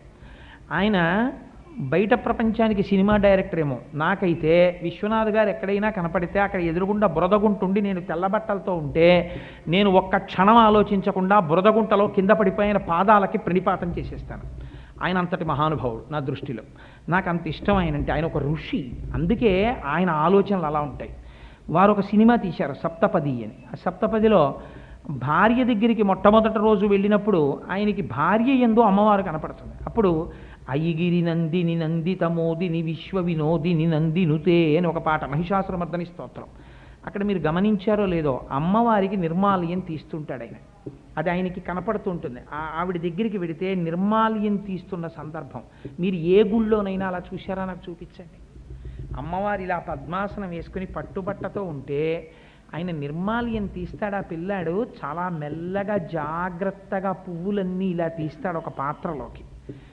అమ్మవారి బట్ట మీద ఉన్న కుంకం బహుజాగ్రత్తగా ఇలా తీస్తాడు. ఎందుచేత? అది విగ్రహం అన్న భావన మీకు ఉందనుకోండి, టకటక లాగేస్తారు. అమ్మవారు కూర్చుందనుకోండి మీ ఎదురుగుండా, నిజంగా అమ్మవారు ఇలా కూర్చుంటే అమ్మవారి ఒళ్ళో కుంకం పడిందనుకోండి, ఈ కుంకం తీసేసి మీరు కొత్త కుంకంతో పూజ చేయడానికి అమ్మవారు ఎదురుగుండా కూర్చున్నారు. మీరు ఎంత జాగ్రత్తగా తీస్తారు? ఒక బంగారు పాత్ర పట్టుకుని కుడి చేత్తో మెల్లగా అమ్మకి నొక్కుకోకుండా మెల్లగా ఆ కుంకం తీస్తారా తీరా? అలా తీయాలంటే మొట్టమొదట మీకు అసలు ఆ భావన మనస్సులో ఉండాలి. అసలు దర్శకుడి మనస్సులో భావన ఉంటే నటుడికి వస్తుంది, లేకపోతే నటుడికి ఎక్కడి నుంచి వస్తుంది? అంటే విశ్వనాథ్ గారి పూజ ఎలా ఉంటుందో మీరు దాన్ని బట్టి ఊహించండి. ఆయన ఎన్నో సన్నివేశాల్లో ఆయన ఏమిటో ఆయన నిరూపించుకున్నాడు. నేను అందుకని ఈ మాట చెప్పాను, ఉట్టినే చెప్పలేదు. నేను ఏదో సినిమాల గురించి చెప్పాలన్న తాపత్రయం కాదు. మీకు ఆ బుద్ధి నిలబడాలనుకోండి ఒక పూజ చేసేటప్పుడు, అందుకని ప్రాణాయామం ముందు చేయిస్తారు. ప్రాణాయామం చేసి మనస్సుని నిలబెట్టి బుద్ధిని కేంద్రీకరించి ఇప్పుడు పూజ చేయడం ప్రారంభిస్తారు. ఇప్పుడు పూజ చేయడం ప్రారంభించిన తర్వాత మీ మనస్సు రమించిపోతోంది. చేసేది షోడశోపచార పూజే. ఎవరు చేసినా 16 ఉపచారాలు, 17వ ఉపచారం ఇంకా లేదు శాస్త్రంలో. 16 కళలు, 16 ఉపచారాలు, మనిషికి 16 క్రియలు అంతే. అందుచేత ఆ 16 ఉపచారాల్ని మనస్సు యందు పరమభక్తితో చేస్తాడు. ఇది పూజ. ఈ చేసేటప్పుడు అసలు ఎందుకు భగవంతుణ్ణి పూజ చేయడం? పూజ చేయలేదనుకోండి, నేను పూజ చెయ్యకుండా నేను తిరిగితే నాకు ఏమిటి లోటు వచ్చింది? పూజ చేయని వాడికి కొడుకుట్టాడు, పూజ చేయని వాడికి ఉద్యోగం వచ్చింది, పూజ చేయని వాడికి జీతం వచ్చింది, పూజ చేయని వాడు బాగున్నాడు. ఇంకా మాట్లాడితే భగవంతుడిని నిందించేవాళ్ళు కూడా బాగున్నారు. నేను ఎందుకంటే ఇంత కష్టపడి తెల్లవారుజామున లేచి స్నానం చేసి పూజలు చేసి పునస్కారాలు చేసి ఎందుకు వచ్చింది ఎల్లరంతా నాకు? అంటే మీరు ఒకటి బాగా జ్ఞాపకం పెట్టుకోండి. వ్యాసుడు అంటాడు దేవి భాగవతంలో, కాలోహి బలవాన్ కర్త సతతం సుఖదుఃఖయోహో నరాణాం పరతంత్రాణం పుణ్య పాపానుయోగత అంటాడు. ఈశ్వరుడు ఎక్కడో ఉండడు, కాలస్వరూపంలో ఉంటాడు. కాలము రూపములో ఉండి భగవానుడు మీకు రక్షణ చేస్తూ ఉంటాడు. చేత అన్నింటికన్నా చాలా గొప్పగా మీకు ఈశ్వరుడు కనపడేది ఎక్కడా? మీ చేతివాచిలోని కదండి. ఆయన కాలస్వరూపుడై ఉన్నాడు. ఎప్పటికప్పుడు కాలాన్ని చెప్పేస్తూ ఉంటాడు. ఈ కాలంలోనే మీకు సుఖం వస్తూ ఉంటుంది, దుఃఖం వస్తూ ఉంటుంది. మీరు దీన్ని ఆపలేరు. మీరు ఎంత చదువుకున్నవారు అవ్వచ్చు, మీరు రాడార్లు కనిపెట్టగలరేమో, ఇంకోటి కనిపెట్టగలరేమో, గంటకి 120 కిలోమీటర్ల వేగంతో ఈదురుగాలులు వీస్తాయని చెప్పగలరు. 120 కిలోమీటర్ల వేగంతో ఈదురుగాలులు వీచకుండా మీరు చేయండి, మీరు చేయలేరు. 120 కిలోమీటర్ల వేగంతో వీచిన ఈదురుగాలులకి చెట్లు పడిపోకుండా మీరు చేయండి, మీరు చేయలేరు. అలా మామూలుగా ఉంటే అది వాయువు. ఈ ప్రకృతి ప్రకోపిస్తే, కృతజ్ఞతతో మనిషి ప్రవర్తిస్తే ఆయన ప్రభంజనుడు. శాస్త్రం వెంటనే రౌద్రస్వరూపాన్ని చెప్పింది. మన మతానికి ఉన్న గొప్పతనం ఎక్కడో తెలుసా అండి? పాపానికి ఫలితం ఇచ్చేటప్పుడు భయపెట్టడానికి ఇంకోడెవడో రావడం, పుణ్యానికి ఫలితం ఇచ్చేటప్పుడు మనని జోకొట్టడానికి, మనని ధైర్యం చెప్పడానికి భగవంతుడు రావడం ఉండవు. భయపెట్టేవాడెవడో పరమాత్మ, భయం తీర్చేవాడెవడో పరమాత్మ. భయకృత్ భయనాశన. మీరు విష్ణు సహస్రంలో చదువుతున్నారా, చదవట్లేదా? భయకృత్ భయపెట్టేవాడు ఆయనే, భయనాశన భయం పోగొట్టేవాడు ఆయనే. అదేమిటండి భగవంతుడు భయపెట్టడం ఏమిటండి మమ్మల్ని? భగవంతుడు అలా భయపెట్టచ్చా? పెడతాడు. ఆయన రౌద్ర, ఆయన రుద్రుడు, ఆయన ఏడిచేటట్టు చేస్తాడు. ఆయనే శివ మంగళకరుడు, ఆయన మీకు శుభం కలిగేటట్టు చేస్తాడు. ఎందుకంటే అలా చేయడం అంటే, చేసిన పాపపుణ్యములు ఎక్కడికి పోతాయి? నువ్వు చేసిన పాపం ఉంది, నువ్వు దుఃఖ రూపంలో అనుభవించాలి. నువ్వు చేసిన పుణ్యం ఉంది, సుఖరూపంలో అనుభవించాలి. జరిగినవి జరిగిపోయాయి. పాపము పుణ్యము దేని వలన చెయ్యవలసి వచ్చింది? మనస్సు తిరగకూడని వాటి వెంట తిరిగి కోరికలు ఎక్కువైపోయి పాపం చేశావు. ఇప్పుడు ఈ మనస్సు సక్రమ మార్గంలో తిరిగితే నువ్వు పుణ్యకర్మాచరణం వైపుకు వెడతావు. ఈ మనస్సు సక్రమ మార్గం వైపుకి తిరిగేటట్టుగా చెయ్యడానికి కావలసినటువంటి శక్తి ఎక్కడి నుంచి వస్తుంది? బుద్ధి. మళ్ళీ భగవద్ అనుగ్రహంగానే రావాలి. అందుకని పూజలో కూర్చున్నాడు, ఒక పూజ చేసుకుని బయలుదేరాడు. ఏమైంది? ఆ రోజున నిజంగా చాలా పెద్ద ప్రమాదం జరగాలి, చిన్న ప్రమాదంతో తప్పిపోతుంది. తెలియాలా? నీకు ఇలా జరిగింది అని కూడా నీకు తెలియక్కర్లేదు. ఒక్కొక్కసారి తెలియకుండానే జరగవలసినటువంటి అమంగళము జరగకుండా తొలగిపోయి చిన్న అమంగళంతో బయటపడిపోతాడు. ఇలా బయటపడిపోయేటట్టు నేను చేశాను, నువ్వు వచ్చి నా దగ్గర పూజ చేయడం వల్ల అని భగవంతుడు మీకేం చెప్పడం. ఈశ్వర కారుణ్యంలో ఉన్న గొప్పతనం అదే. చాలామంది, నేను ఈ మధ్య హైదరాబాద్ ఎడితే ఉపన్యాసానికి మూకుమ్మడిగా ఇదే ప్రశ్న చాలామంది. ఏమిటంటే, ఏమంటే పూజ చేశామనుకోండి, మన లలాటమునందు ఏదో రాసేశాడు కదా భగవంతుడు, ఇవాళ సాయంకాలం నేను పొలానికి వెడితే నన్ను ఒక త్రాచుపాం కరవాలి రాసేశాడు. నేను పూజ చేసుకున్నాను, నేను వెళ్ళాను, పాము కరవడం మానేస్తుందా? మరి ఎందుకండి ఇంకా పూజ చేయడం అలాంటప్పుడు?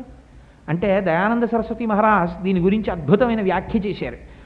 ఖచ్చితంగా మారుతుంది, లేకపోతే ఈశ్వర పూజ ఎందుకు? అయితే ఒకటి జ్ఞాపకం పెట్టుకోండి, మీరు చేసినటువంటి పాపకర్మ ఏమైపోయినప్పుడు మీరు చేసిన పాపానికి దుఃఖం రావాలి కదా. మరి దుఃఖం లేకుండా భగవంతుడు తీసేస్తే పాపమునకు ఫలితం ఇవ్వలేదు కదా భగవంతుడు. మరి అప్పుడు ఎలా ఏంటి మరి భగవంతుడు అలా ఉదారంగా తీసేయచ్చు అన్నిని? అంటే శాస్త్రం అంది ఒక్కొక్కసారి ఆయన తీసేయగలడు కూడా, అసలు దుఃఖం లేకుండానూ ఆయన చేయగలడు. లేకపోతే ఆపదామపహర్తారం దాతారం సర్వసంపదాం అని ఎలా అంటారు? ఆయన దుఃఖాన్ని తీసేస్తాడు, తత్స్థానమునందు సుఖమునిస్తాడు. కాదు ఒక్కొక్కసారి ఏం చేస్తాడంటే వాడు ఏడవాలి, ఏడిపిస్తాడు. కానీ ఎలా ఏడిపిస్తాడు? చాలా చిన్న ఏడుపు ఏడిపిస్తాడు. ఆయన పొలానికి వెళ్ళాడు, మండ్రకప్ప కుట్టేసింది. ఆ మండ్రకప్ప కుట్టేసిన తర్వాత చచ్చిపోయినంత బాధపడ్డాడు, స్పృహ తప్పిపోయింది. ఆ కుట్టింది కంఠం మీద కుట్టింది. ఆ విషం కానీ పైకెక్కితే మేము చెప్పలేమమ్మా అన్నారు డాక్టర్లు.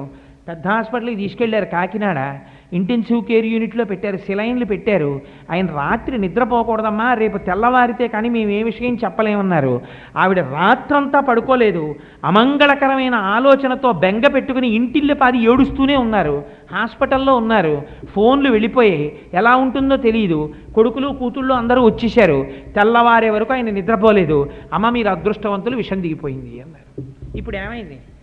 ఆ అమంగళమే జరిగితే ఆ ఇంట్లో ఎలా ఉంటుందో అలాంటి వాతావరణం ఉందా లేదా? ఆయన బతికేడా లేదా? కాబట్టి అటువంటి దుఃఖమును అనుభవింపచేసి మిమ్మల్ని సురక్షితంగా ఆయన ఉంచగలడు. నమశివాభ్యాం అశుభాపహాభ్యాం.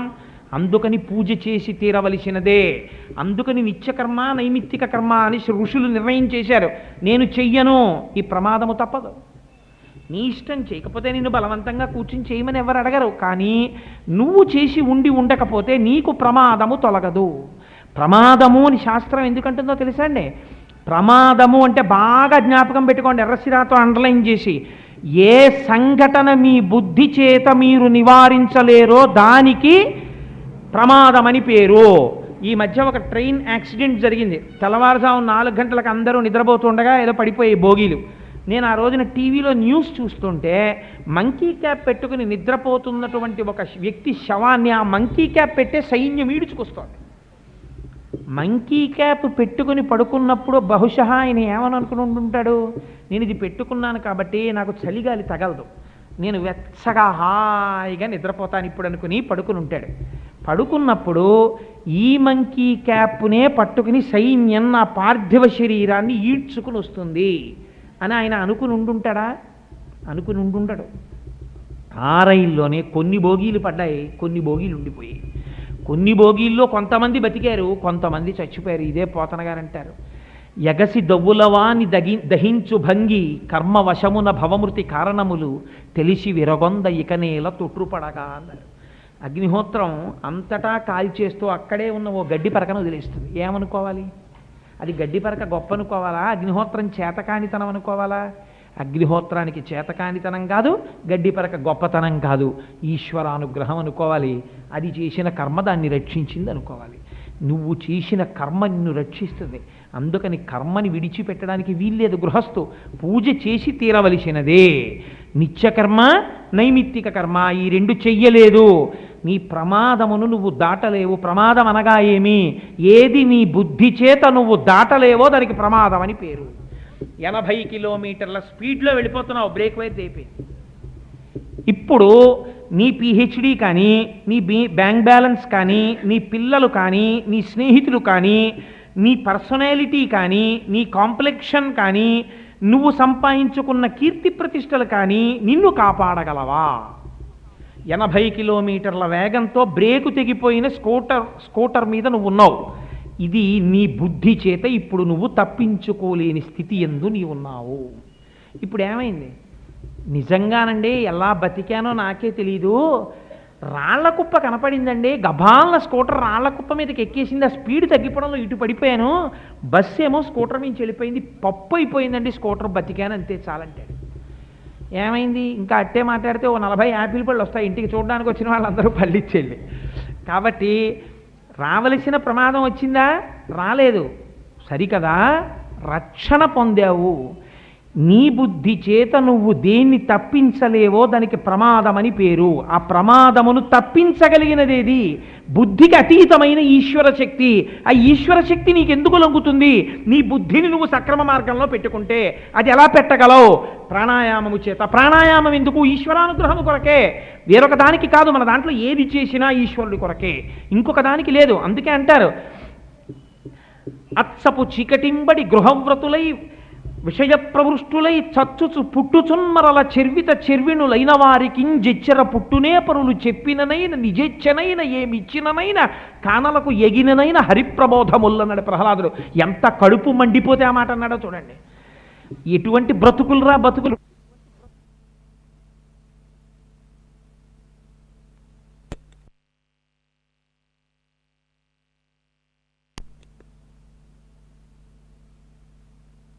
వాడు అందుకే పుడతాడంతే. వాడు ఎప్పుడూ ఈశ్వర కర్మ చెయ్యడు. వాడి బుద్ధి వాడు మార్చుకోడు. చచ్చుచు పుట్టుచున్మరల చెర్విత చెర్వినులైన వారికింజిచ్చర పుట్టునే పరులు చెప్పిననైన నిజేచ్ఛనైన కానలకు ఏగిననైన. వాడు అరణ్యాలకి తీసుకెళ్ళిపోయినా ఒకడొచ్చి చెప్పిన తనంత తాను తన బుద్ధికి మాత్రము తోచదో. మీకు ఆకలేసింది అనుకోండి, ఇంట్లో అన్నం లేదు, ఏం చేస్తారు? ఫ్రిడ్జ్ వెతుకునో యాపిల్ పండు తింటారు. యాపిల్ పండు కూడా కనపడలేదనుకోండి, స్టవ్ దగ్గరికి వెళ్ళి పాలు ఉంటే కాచుకుని ఒక గ్లాసుడు తాగుతారు.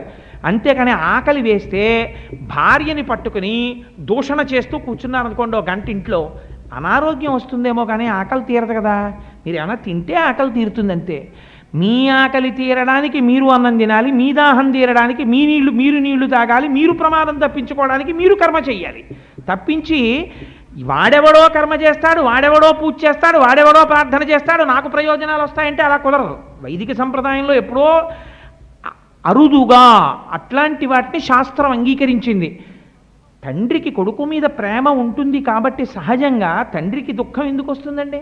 కొడుక్కి ప్రమాదం వచ్చిందని, నువ్వు చాలా పూజలు చేసావురా, నువ్వు మంచిడివి, పాప నీ జోలికి ఎందుకు వస్తాను, నీకేమీ అవదో, కానీ మీ అబ్బాయి కాలు విరిచేస్తానన్నాడు అనుకోండి పరమాత్మ. ఏడుస్తాడా ఏడవడా తండ్రి? ఇది మన మతంలో ఉన్న గొప్పతనం. అందుకే వాడు ఏమంటాడంటే పూజ చేసేటప్పుడు ధర్మపత్ని సమేతస్య సకుటుంబస్య సబాంధవస్య పుత్ర పౌత్ర సమేతస్య, అందరితో కూర్చుని సకుటుంబంతో నేను పూజ చేసినట్టే. ఇంటి యజమాని పూజ చేశాడు అనుకోండి, ఇంట్లో వాళ్ళందరూ పూజ చేసినట్టే లెక్క. అంటే మానేయమని కాదు నా ఉద్దేశం. ఆయన చేసినప్పుడు వీళ్ళు చేయకుండా ఉంటే ఆయన ఊరుకుంటాడంటే, నువ్వు వీళ్ళు కూర్చుని చేయి సంధ్యావందనం అంటాడు. అందుకని మన వాళ్ళు ఏదైనా చెప్తే ఇంటికి యజమాని పేరు చెప్తారు తప్పించి కింద వాళ్ళ పేర్లు చెప్పక్కర్లేదు. ఇప్పుడు నేను ఈ మధ్య ఎందుకో ఒక రోజున ద్రాక్షారామం వెళ్ళాను, ఏదో హనుమ రథం ప్రారంభోత్సవం చేయడానికి వెళితే అక్కడ మాణిక్యాంబా దేవాలయంలోకి వెళ్ళినప్పుడు ఒక సంఘటన చూశాను.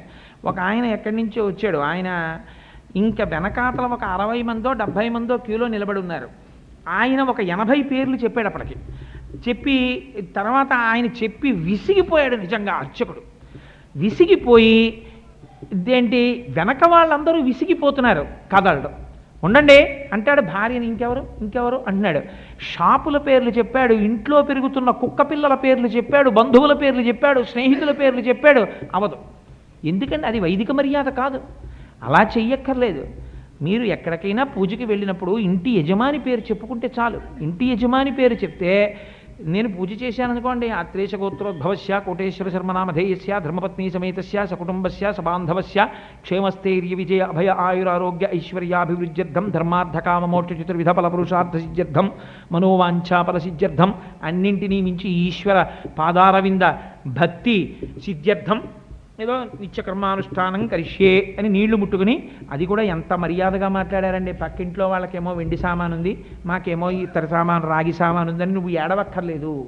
నీకు ఏది సంభావిత ద్రవ్యే, ఏది ఆ సమయానికి నీ దగ్గర ఉంటే దానితో నువ్వు పూజ చేయి, ఈశ్వరుడు స్వీకరిస్తాడు. ఇది దేని కొరకు? నిన్ను నువ్వు ఉద్ధరించుకోవడానికి పూజ అన్నది. అందుకని పూజ బరువు చేసేసుకున్నారనుకోండి, అయ్య బాబోయ్ పూజ చేయలేకపోతున్నానండి, అలవాటు చేసేసుకున్నాను. కొంతమంది ఏం చేస్తారంటే ముందు ఉత్సాహం వచ్చేస్తుంది, ఏదో వింటాడు ఎక్కడో పాపం పూజ చేసుకోవాలని ఉత్సాహం పుట్టేస్తుంది. వాడు అదృష్టం మర్నాడు ఆదివారం ఉంటుంది కాబట్టి ఆఫీస్ లేదు కదా, ఏ 5ంటికో లేచి ఆ ఒక్కరోజు మొదలెట్టేస్తాడు. విష్ణు సహస్రనామ స్తోత్రం, లక్ష్మీ సహస్రనామ స్తోత్రం అన్నీ చదివేస్తాడు ఆ రోజున 8 వరకు. పక్క పోర్షన్ల వాళ్ళు ఆశ్చర్యపోతారు, ఏమిటి ఇంత పూజ మొదలెట్టాడని. అంతా అయిపోతుంది, కొబ్బరికాయ కొడతాడు, నైవేద్యం పెడతాడు, హారతి ఇస్తాడు, అన్నీ చేస్తాడు. ప్రతిరోజు నేను ఇలాగే చేస్తాను ఈశ్వరా అంటాడు గబుక్కుని. 2 రోజులు లేస్తాడు, 3 రోజులు లేస్తాడు, 4వ రోజు 5ంటికి లేవవలసి వస్తే ఈశ్వరుడు పెద్ద విలన్లా కనపడతాడు. వీడు నా ప్రారంధానికి ఈశాన్యంలో కూర్చున్నాడు. 5 హాయిగా చల్లగా ఉంది, ఎవ్వడూ లేవడు, నేను ఒక్కడనే లేవాలి. ఇది లేవదు, కాఫీ ఇవ్వదు, పాలు ఎక్కడున్నాయో తెలియదు, కాఫీ తాగకపోతే ఆ పూజకు కూర్చోబుద్ధి ఇది. కరెక్ట్గా వీడు పూజ కూర్చుని ఆచమ్య అనేటప్పటికీ సే పాలు మరిగించు అంటుంది ఆవిడ. వీడి చెవులు అవుపడుతుంటాయి, కాఫీ గ్లాసులోంచి గ్లాసులో పోసుకుంటున్నట్టు. ఈ దిక్కుమాల పూజ నేను ఇదేమో 8 అయితే తప్ప అవదు, కాఫీ లేదు, చచ్చిపోతున్నాను, ఎందుకు పెట్టేసుకున్నానో ఇవన్నీ. ఇప్పుడు ఈశ్వరుడు ఎంత బాధగా ఉంటాడు చూడండి వాడి దగ్గర పూజ పుచ్చుకోవడానికి. వీడు పాపం కాఫీ తాగలేదు, ఎందుకు ఇలా నన్ను నింద చేస్తూ, నేను అడిగానా ఏమన్నానా, నిన్ను అడిగానా, వాడు ఎవరి దగ్గర ఏదో విన్నావు, వచ్చావు 3 గంటలు పూజ చేస్తాన్నావు, ఓ రోజు చేసావు, ఆల్ రైట్ సంతోషించాను, ఎందుకురా రోజు ఇలా తిట్టుకోవడం. వాడి పూజ పేరు చెప్పి వాడు చేసేది ఏమిటంటే మనస్సులో నింద, లేకపోతే అనారోగ్యం. ఎందుకో తెలుసండి, కొంతమంది పూజ చేస్తారు 6ంటికి మొదలెడతారు, మొదలెట్టి ఇవాళ 2 గంటలు పూజ చేయాలి, వాడు 8 స్తోత్రాలు చేయాలి, అవవు 8 స్తోత్రాలు, అవతల 7ంటికి ఎక్కడికో వస్తానని చెప్పాడు, అర్జెంటుగా వేగంలో పెట్టేశాడు, ఆఫీస్లో ఫోన్ వచ్చేస్తుంది, వీడికి 8 స్తోత్రాలు అవ్వలేదు. అందుకని ఇంకా శ్రీమాత శ్రీ మహారాజ్ఞి ఇంతే మీకు వినపడుతుంది. ఆ తర్వాత మీకు మధ్యలో ఎక్కడో వినేటప్పటికీ సర్వానుల్లంఘ్య శాసన అన్నది ఏదో లీలగా వినపడుతుంది. అంటే అంత స్పీడు, చదివేస్తూ ఇలా చూస్తూ, చదివేస్తూ ఇలా చూస్తూ, ఇలా విసిరేస్తూ, ఇంకా హారతోటి ఉండిపోయిందిరా బాబు అని మధ్యలో ఆవిడ మీద పెద్ద కేకేసి. ఇప్పుడు ఆ పూజ దేని కొరకు చెప్పండి నాకు, అనవసరం. ఒక యాంత్రికమైన విషయాన్ని మీరు చేసి మిమ్మల్ని మీరు పాడి చేసేసుకున్నారు. భగవంతుడి దగ్గర పాపం మూట కట్టుకుంటున్నారు, ఎందుకంటే ఆయన్ని మీరు నింద చేస్తున్నారు. నువ్వు మమ్మల్ని విడిచిపెట్టట్లేదు, ఇలా పట్టుకుని తినేస్తున్నావు ఈ పూజ పేరు చెప్పాను. ఆయన మిమ్మల్ని ఏం అలా అడగలేదు. అందుకే పెద్దలు ఎంత గౌరవంగా మాట్లాడారో తెలుసా అండి, విడగొట్టేశారు నిత్యకర్మ నైమిత్తిక కర్మ. నిన్ను రోజు అంత అల్లరి చేయకు నువ్వు పూజ దగ్గర. నేను నిర్దాక్షిణ్యంగా చెప్తుంటాను ఉపన్యాసాల్లో, అంతంత పూజలు చెయ్యకండి అని చెప్తాను. వారానికి ఒక్కరోజే పెట్టుకోండి, ఒక్కరోజు మీరు ఏదో ఒక రోజు మీకు ఏ రోజు సెలవైతే ఆ రోజు నేను విశేష పూజ చేస్తాను అని నిర్ణయం చేసుకోండి. ఆ ఒక్కరోజు తెల్లవారుజామున లేవండి. ఆ ఒక్కరోజు ఎవరితో ప్రమేయం పెట్టుకోకుండా 1 గంటన్నర ఎంతో పెట్టుకోండి, బాగుంటుంది, సరదాగా ఉంటుంది. నేను కాదన్నాను, కొత్తగా వివాహం అవ్వడం ఎటువంటిదో, కొత్తగా పూజ మొదలెట్టడం అటువంటిది. అది ముందు చాలా సంతోషంగా ఉంటుంది. ఏంటో ఆయన అలా చెప్పాడు కానీ రోజు చేయించండి అంటాడు, పుట్టిది 10 రోజులు ఎప్పుడు బరువు అయిపోతుంది. మీరు ఇవాళ ఒక్కరోజే ఈ గంటన్నర సంతోషంగా చేస్తానని కూర్చున్నారనుకోండి, మిమ్మల్ని మీరు ఉత్సాహపరచుకోవడానికి 10 రూపాయలు రంగురంగుల పువ్వులు తెచ్చుకుని అన్నీ పెట్టుకున్నారనుకోండి, మీకు చెయ్యబుద్ధేస్తుంది. మీరు అలా పూజ చేస్తే క్రమక్రమంగా యాక్సెప్టబిలిటీ అంటే ఇంగ్లీష్లో మనస్సు అంగీకరిస్తుంది. ఎస్ బాగుంది, ఇది నేను చేస్తానంటుంది. అది బాగా ఒప్పుకుంది, పర్వాలేదు నువ్వు అన్ని మాటలు అడిగినా నేను ఇవ్వను, 2 రోజులు ఇస్తున్నాను అవకాశం అని ఇప్పుడు మీరు ఇంకొక రోజు ఇవ్వండి. ఇప్పుడు మీరు 2 రోజుల తర్వాత కూడా అబ్బా నువ్వు ఇవ్వట్లేదు నాకు అవకాశం, తినేస్తున్నావు, చక్కగా రోజు ఇలా చేస్తే ఎంత బాగుండునో మీ మనస్సుని మీరు వాచ్ చేయండి. వాచ్ చేసి అవకాశం అని అడిగింది అనుకోండి, 6 నెలల తర్వాత 3వ రోజు గ్రాంట్ చేయండి, subject to a condition that it can be withdrawn at any time without assigning any reason whatsoever. ఎప్పుడైనా నేను దీన్ని ఉపసంహరిస్తాను, నేను ఈ పూజ మానచ్చు, నువ్వు సరిగా ఉండకపోతే మాత్రం తీసేస్తాను, 3వ రోజు పూజ ఉండదు, నీకు 2 రోజులే పూజ అన్నారనుకోండి. మీ మనస్సు మీద మీరు అధికారిగా నిలబడ్డారనుకోండి బుద్ధి చేత, వాడు తీసేస్తాడు 3వ రోజు పూజ, లేకపోతే సరిగ్గా చేయంటుంది అని ప్రాణాయామం జాగ్రత్తగా చేయిస్తుంది, నామాలు జాగ్రత్తగా చెప్పిస్తుంది. అలా కూర్చుని చేసినటువంటి పూజ చేత మీరు తన్మయత్వాన్ని పొందుతారు. ఇప్పుడు నేను ఒక్క మాటలోకి మనవి చేసే ప్రయత్నం చేస్తాను.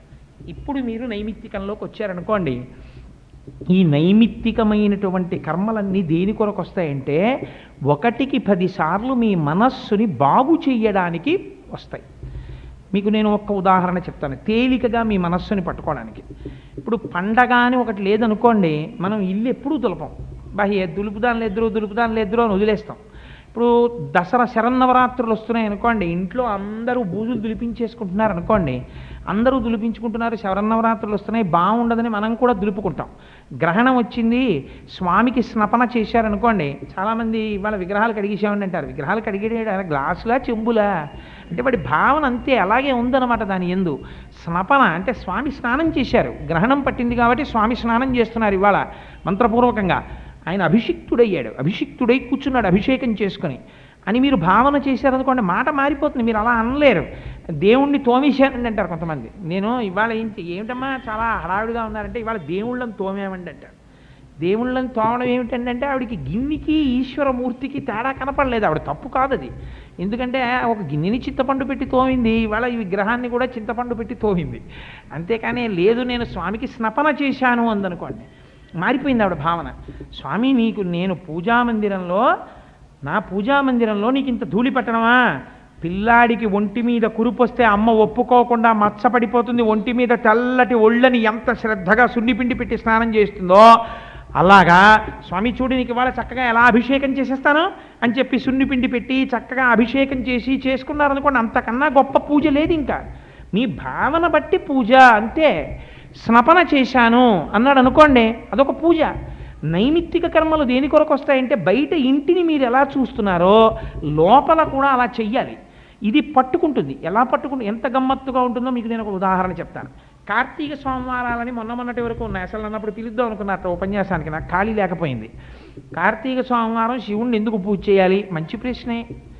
అసలు శివుణ్ణి ఎందుకు పూజ చేయాలంటే, విష్ణుమూర్తిని పూజ చేస్తే తప్పు వచ్చిందా కార్తీక మాసంలో? అసలు అయ్యప్ప స్వామి దీక్షలు పట్టిన వాళ్ళందరూ కార్తీక మాసం అంతా అయ్యప్ప స్వామికి కదా అభిషేకం చేస్తారు.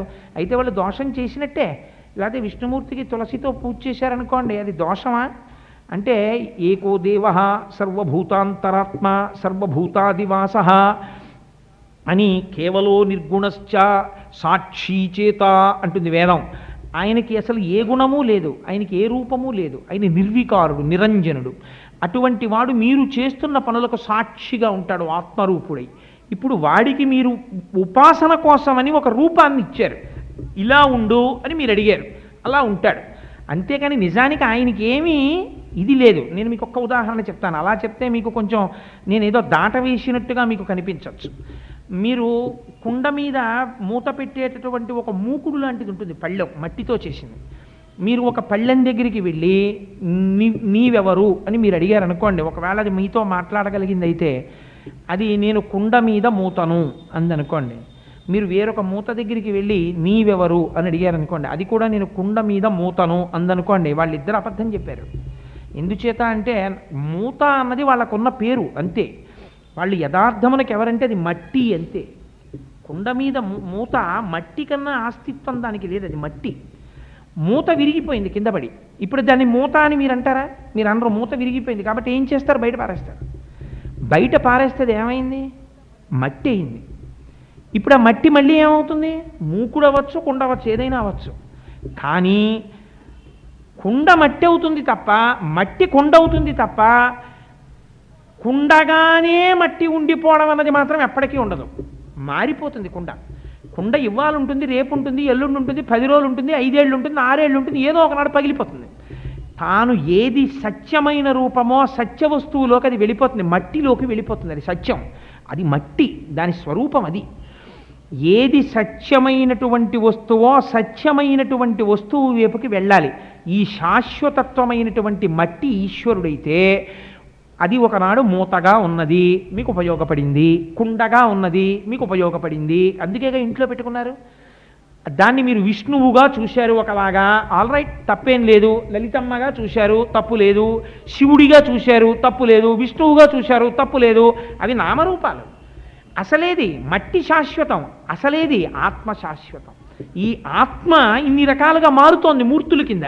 ఈ నామరూపాత్మకంగా కనపడుతున్నటువంటి మూర్తి పూజ చివరికి ఆత్మ పూజలోకి వెళ్ళిపోతుంది. తన ఆత్మగా నిలబడిపోతాడు. అప్పుడు పూజ చేసేది, పూజ చేయబడేది అని రెండు ఉండవు, ఉన్నది ఒక్కటే అయిపోతుంది. అది అద్వైత స్థితి. అది అందరికీ రమ్మంటే వచ్చేది కాదు. ఈశ్వరానుగ్రహంతో కోట్లకి ఒక్కడు చేరుకుంటాడు ఆ స్థితిని. సరే, అందుచేత మనస్సుకి మకిలి పట్టేస్తుంది. నిత్య పూజ చేసినట్టే ఉంటాడు, వాడు చేయలేదని మీరు చెప్పలేరు. ఎందుకంటే దొరకడు.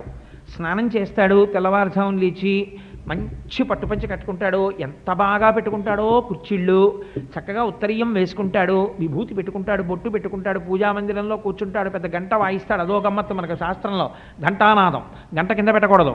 ఆ ఘంటానాదం ఎందుకండి? శ్రావ్యమైన ఘంటానాదం వింటే దాని తరంగముల చేత మనస్సు ఉద్దీపమవుతుంది. అందుకని ఘంటానాదం వింటారు. ఆ ఘంటానాదం చేస్తే 2 ప్రయోజనాలు వస్తాయి. ఒకటి, ఆగమార్థంతో దేవానాం దేవతలు వస్తారు, రాక్షసులు వెళ్ళిపోతారు. అందుకని ఘంటానాదం చేస్తారు. సరే, అందుచేత ఇవన్నీ చేసి పూజ చేస్తే ఏమవుతుంది? గంట కొట్టేస్తూ ఉంటాడు. మనస్సుకి ఒక గొప్ప శక్తి ఉంది. అది మీరు 20 రోజులు పూజ చేసిన తర్వాత 21వ రోజున నేర్పేస్తుంది అన్నింటికి. ఏం లేదురా, అగ్గిపుల్లెట్టి ఇలా అంటే దీపం వెలుగుతుంది, చేతులు చేసేస్తాయి. అదేమో ఎక్కడో తిరుగుతుంటుంది. ఈ దీపం వెలిగిపోతుంది, ఇలా అంటాయి 2 చేతులు. అలవాటు అయిపోయింది వాటికి. వెంటనే పంచపాత్రలో 2 అక్షతలు తీసి చేతులు వేసేస్తాయి. ఆ తర్వాత పూజ మొదలెట్టేస్తాయి. నరత్ర సూర్యోభాతిన చంద్రతారకం నేమా విద్యుతో బాధికి తోజమగ్రహిత్వమేవ భాంతమను భారి సర్వం. అదేం ఆలోచించదు, చెప్పేస్తుంది. శుక్లాంబరధరం విష్ణుం చతుర్భుజం చతుర్భుజం ప్రసన్నపదం ధ్యాయేత్ సర్వవిఘ్నోపశాంతయేత్. వినాయకుడు పూజ చేసేస్తుంది. ఆ తర్వాత ఇంకా సహస్రశీర్షా పురుష సహస్రాక్ష సహస్రపాత్ శ్రీ ఉమామహేశ్వరాభ్యాం నమః ఆవాహయామి. టక టక టక టక టక టక నోరు చెప్పేస్తుంటుంది. చేతులు 4 పువ్వులు తీసేస్తాయి, వేసేస్తాయి, నీరాజనం పెట్టేస్తాడు, వెలిగించేస్తాడు, గడగడగడ తిప్పేస్తాడు, అక్కడ పెట్టేస్తాడు, నీళ్ళతో వదిలేస్తాడు, నమస్కారం చేసేస్తాడు, లేచి వచ్చేస్తాడు. ఎంతసేపు ఉంది మనస్సు అక్కడ? 1 సెకను లేదు. ఎవరు చేసాయి? కర్మేంద్రియాలు చేసాయి. ఎలా చేసాయి? వీటికి నేర్పితాను వెళ్ళిపోతుంది. అదో గమ్మత్తు మళ్ళీ దానికి. అందుకే బట్టి వచ్చేసిందా అంటుంటారు మన వాళ్ళు. బట్టి వచ్చేస్తే ఒక ప్రయోజనం ఉంది, ఒక ప్రమాదం ఉంది. మీరు పుస్తకం పట్టుకు పూజ చేశారనుకోండి, మనస్సు నిలబడుతుంది. ఎందుకంటే తర్వాత అక్షరం ఏమిటో అది వెతుక్కోవాలి. కందర్పదర్ప రసుందర దివ్యమూర్తే అనాలనుకోండి, మీకు ఒత్తులు అవి ఖచ్చితంగా తెలియాలి, కళ్ళజోడు కరెక్ట్గా ఉండాలి. కందర్పదర్ప రసుందర దివ్యమూర్తే అని కనీసం చూసి చదువుతాడు. నోటికి వచ్చేసింది అనుకోండి, ఒక అదృష్టం. ఏమిటి? ఎప్పుడు? కందర్పదర్పహర సుందర దివ్యమూర్తే అన్నాడు అనుకోండి, మన్మధుని యొక్క అందమును కూడా తిరస్కరించగలిగినంత సౌందర్యము కలిగిన వాడా. ఏమి అందం రామ స్వామి దిశ శంఖ చక్రం సకిరీట కుండలం సపీత వస్త్రం సరసీరుహేక్షణం. ఏమి రామచంద్రమూర్తిరా, పుంసామోహన రూపాయ పుణ్యశ్లోకాయ మంగళం. ఏమి నా స్వామి ఆ లత్తుక పెట్టుకుని ఆ నడిచి వెడుతుంటే రామాయణంలో నిజంగా విశ్వామిత్రుడంతటి వాడు పొంగిపోయాడు కదా. ఉత్తిష్టోత్తిష్ట గోవింద ఉత్తిష్ట గరుడధ్వజ అంటే నా స్వామి నిద్రలేస్తాడా వెంకటాచలంలో అని పొంగిపోతున్నారు అనుకోండి. ఇప్పుడు కందర్పదర్పహర సుందర దివ్యమూర్తే మీ నోటికి రావడం వరం. మనస్సు ఆఫీస్కి వెళ్ళిపోయింది అనుకోండి. నిన్నను ఫైల్ మీద నోటింగ్ ఇలా రాశాను, కానీ అందులో ఈ వాక్యం మర్చిపోయాను, దీన్ని అడ్వాంటేజ్ తీసుకుని పైవాడు మన్ని ఇరికించేడు కదా అందనుకోండి. మనస్సంతా ఫైలు, నోట్ షీటు, దాని నెంబరు, పారాగ్రాఫు అక్కడ ఉంటుంది. ఇక్కడ కందర్పదర్పహర సుందర దివ్యమూర్తే కాంతాకుచాంబురుహ కొట్మలలోర దృష్టే శాపం. ఎందుకని లేదు అక్కడ. ఇది చాలా కష్టం. ఇది మనం అనుకుంటాం కానండి, బయట విషయాలు చాలా తేలిక. 30 నిమిషాలు పూజ చేసే ముందు మీరు వాచి పెట్టుకుని అబ్జర్వ్ చేయండి ఎంతసేపు ఖచ్చితంగా అక్కడ ఉందో. చాలా కష్టం అండి, 2 నిమిషాలు నిలబడుతుంది. అలా నిలబెట్టడానికి పెద్దవాళ్ళు ఏం చేశారంటే నైమిత్తికం పెట్టారు పక్కన. కార్తీక సోమవారం నాడు ఉపవాసం చెయ్యండి, కార్తీక సోమవారం నాడు గుళ్ళోకి వెళ్ళండి, కార్తీక సోమవారం నాడు అసుర సంధ్య వేళలో నక్షత్ర దర్శనం చెయ్యండి, ఓసారి ఉపవాసం ఉండి అభిషేకం చేసుకుని రాత్రి కార్తీక నర్తాలను అప్పుడు భోజనం చేయండి. ఎందుకండి ఇవన్నీ? అలా ఎందుకు కార్తీక సోమవారం నాడు నేను శివుడిని ఆరాధన చేయకుండా విష్ణువుని ఆరాధన చేస్తాను, శివుడు బెత్తం పెట్టి కొడతాడా నన్ను అంటే అందుకు కాదు. ఈ చెప్పడం వెనకాతల కొన్ని రహస్యాలు ఉంటాయి.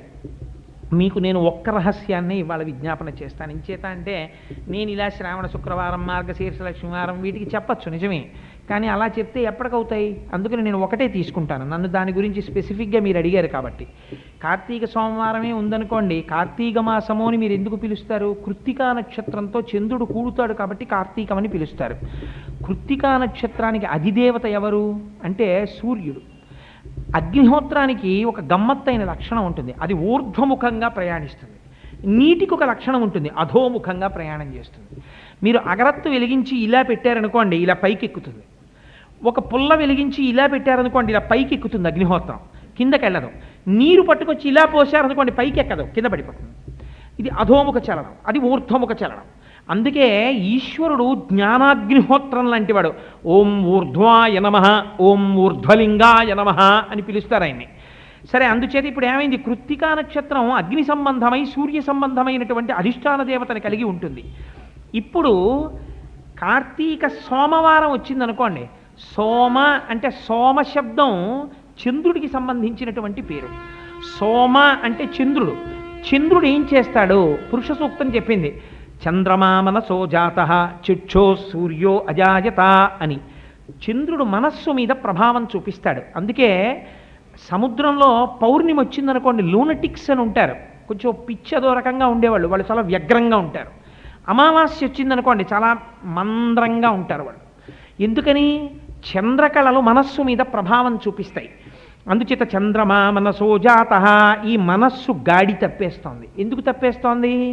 అందుకు దేశకాల సంకీర్తనం చేయిస్తారు. నువ్వు ఎక్కడున్నావో గుర్తుపెట్టుకో. ఎందుకని? కనీసం నీకు అది తెలుస్తుంది, భౌగోళిక జ్ఞానం. రెండో రహస్యం తెలుస్తుంది. ఏదో గంగా గోదావరియోర్ మధ్యదేశే వసతి గృహే సమస్త దేవతా బ్రాహ్మణ హరిహర సన్నిధౌ శ్రీ మహావిష్ణోరాజ్ఞ ప్రవర్తమాన శాద్య బ్రహ్మణ ద్వితీయ పరార్ధే శ్వేతవరాహ కల్పే విశ్వతమంతరే కలియుగే ప్రథమ పాదే జంబూద్వీపే భరతవర్షే భరతఖండే మేరోహ దక్షిణ దిగ్భాగే అని చెప్పుకుని వచ్చి శ్రీ పార్థివనామ సంవత్సరే దక్షిణాయనే హేమంత ఋతు మార్గశీర్షమాసే శుక్లపక్షే దశిమ్యాం స్థిరవాసరే శుభనక్షత్ర శుభయోగ శుభకరణయే మంగళ విశేషణ విశిష్టాయాం. ఎందుకు ఇవన్నీ చెప్పడం? నీకొక విషయం తెలుస్తుంది. నేను హేమంత ఋతువులో ఉన్నాను. హేమంత ఋతువు అంటే ఏమిటి? వెంటనే నీకు ఒక విషయం జ్ఞాపకం రావాలి. హేమంత ఋతువునందు బయట విశేషమైన మంచు పడుతూ ఉంటుంది, హిమ సంబంధం. మంచు పడుతూ ఉంటుంది, ఐశ్వర్యము ఇంటికి వస్తుంది, పంటలన్నీ కోతలు జరిగి ఇంటికి బియ్యం వస్తాయి.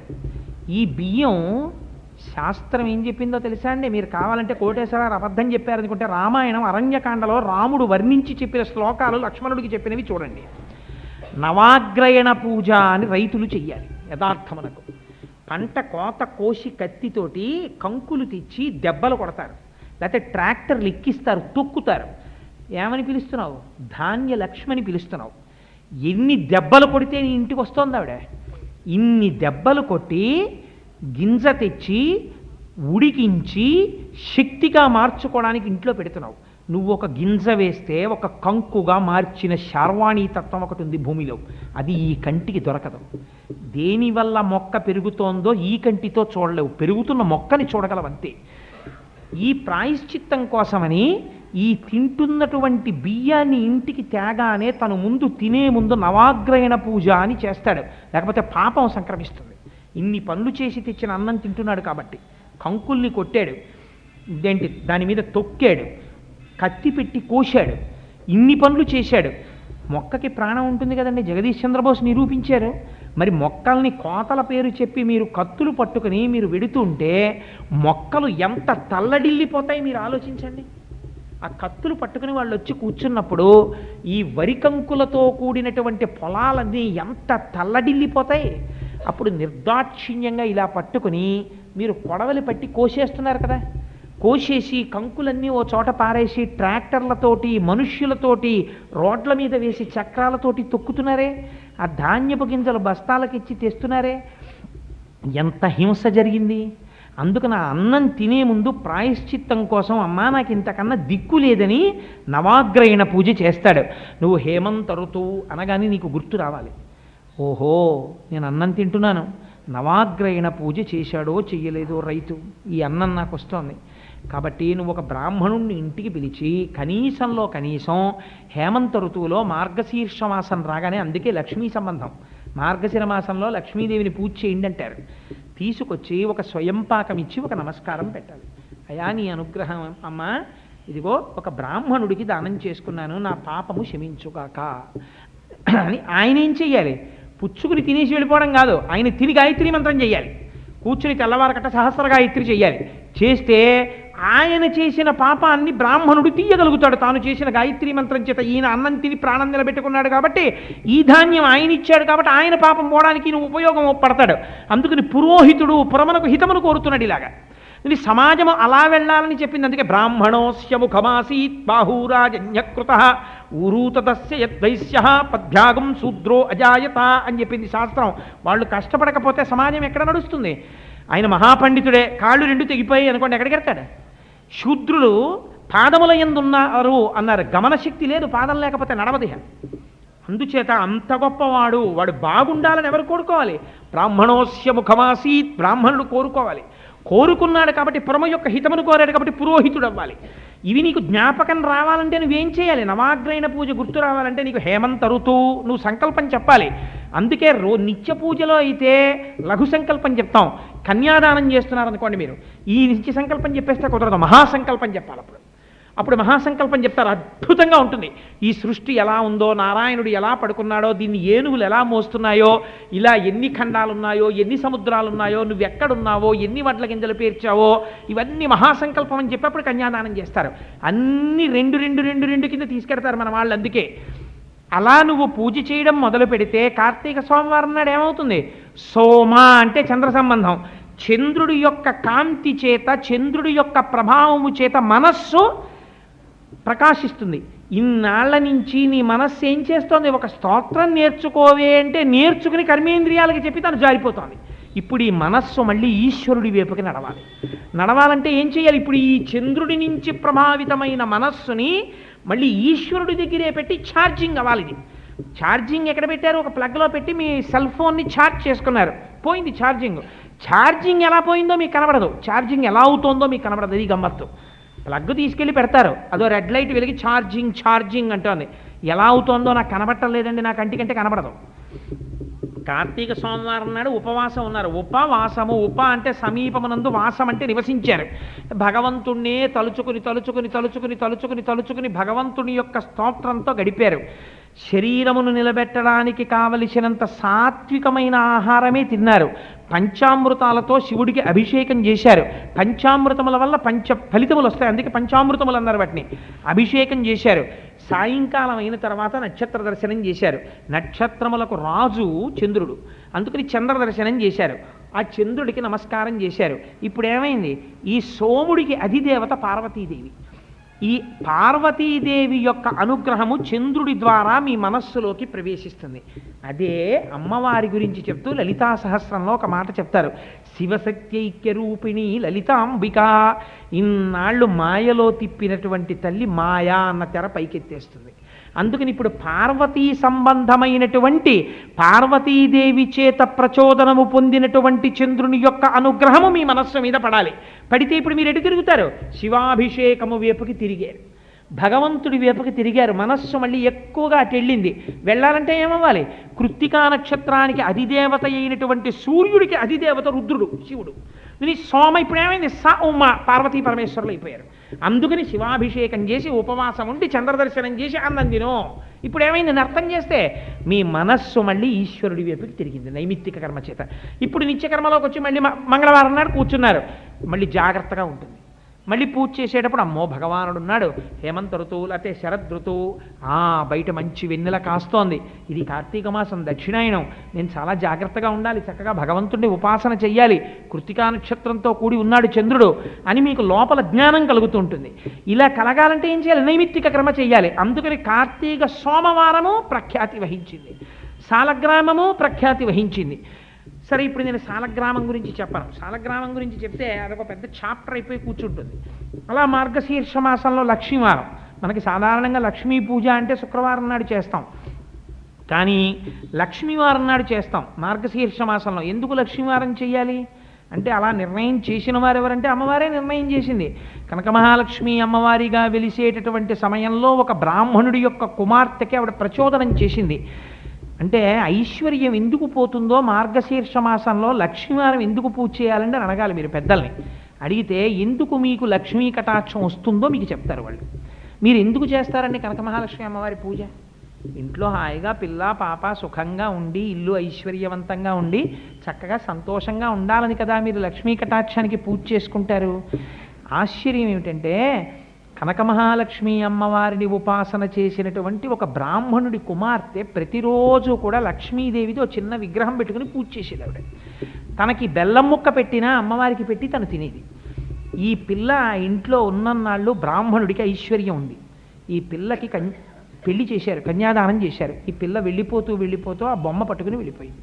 వీళ్ళు అనుకున్నారు బొమ్మే కదా ఆడుకుంటుంటుంది, పట్టుకెళ్ళిపోయింది అనుకున్నారు. ఈ పిల్ల వెళ్ళిపోయింది, పిల్లతో ఐశ్వర్యము వెళ్ళిపోయింది. బ్రాహ్మణుడు భ్రష్టుడైపోయాడు, దరిద్రుడైపోయాడు, అన్నదమ్ములకి తినడానికి తిండి లేదు. ఈ పిల్లకి తెలిసింది. ఈ పిల్ల మర్యాద వల్ల అత్తవారి ఈవిడ చెప్పిన మాట వింటారు.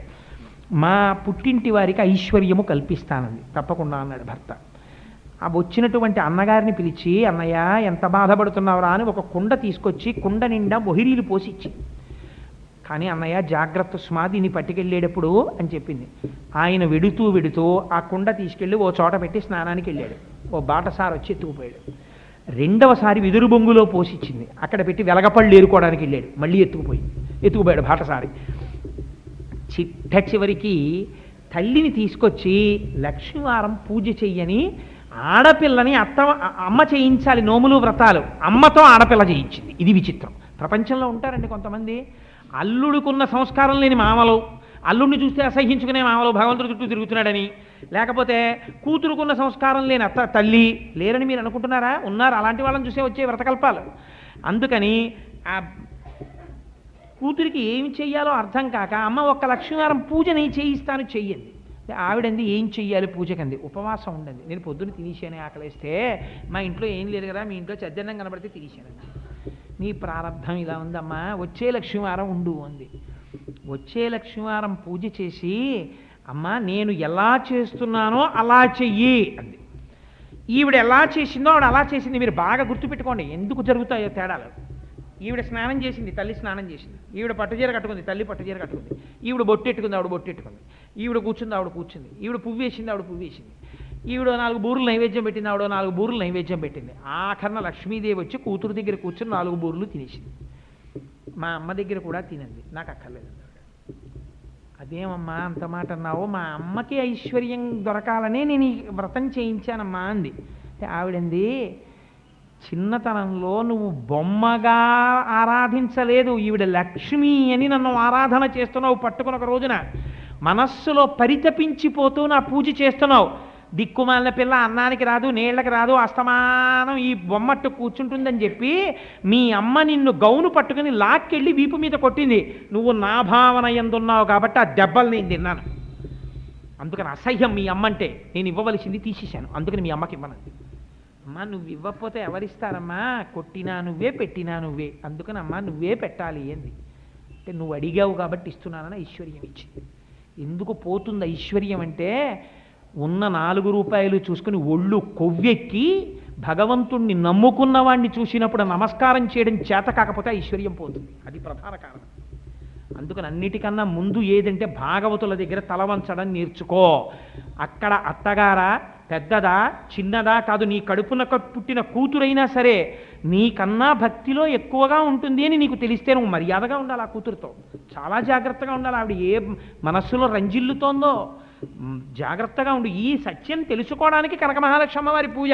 అప్పుడు ఆవిడ వరం ఇచ్చింది. మార్గశీర్ష మాసంలో లక్ష్మీవారన్నాడు ప్రత్యేకించి దశమి తిథి నాడు నన్ను ఎవరు పూజ చేస్తున్నారో వాళ్ళకి అఖండ ఐశ్వర్యం ఇస్తానంది. అనుకోకుండా మీ అపార్ట్మెంట్కి పోస్ట్ పోన్ చేసి చేసి చేసి చేసి దశమి నాడు వచ్చాను నేను మార్గశీర్ష మాసంలో. ఇదో విచిత్రం. అందుకని ఇది ఎవరు నిర్దేశించారు?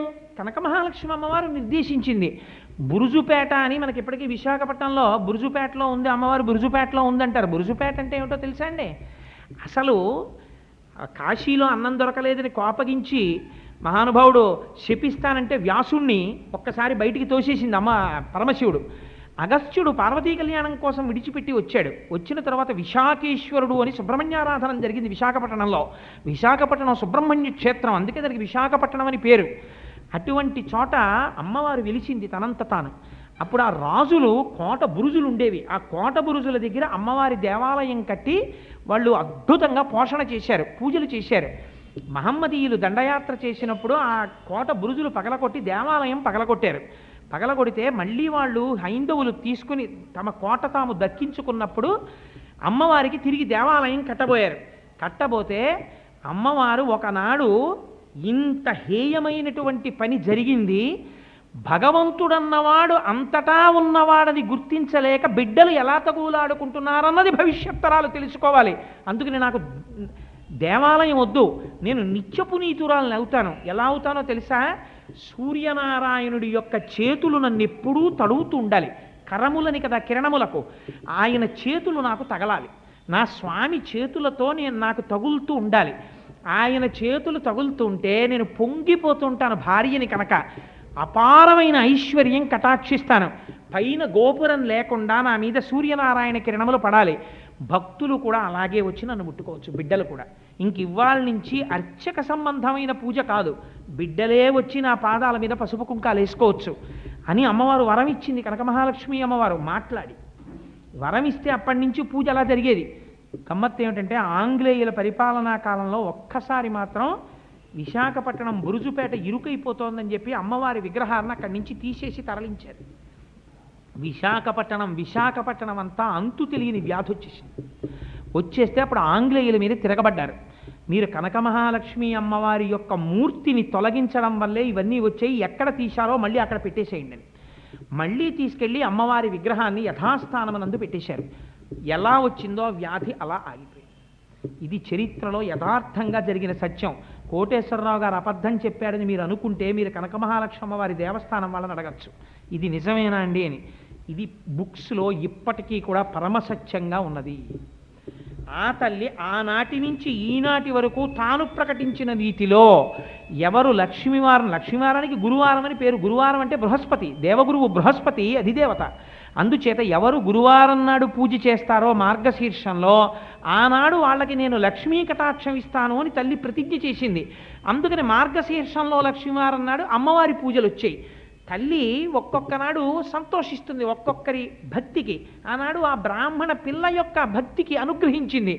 నీలా ఎవరైనా మార్గశిర మాసంలో ఒక్క లక్ష్మీవారం పూజ చేసినా ఐశ్వర్యం ఇచ్చేస్తానండి.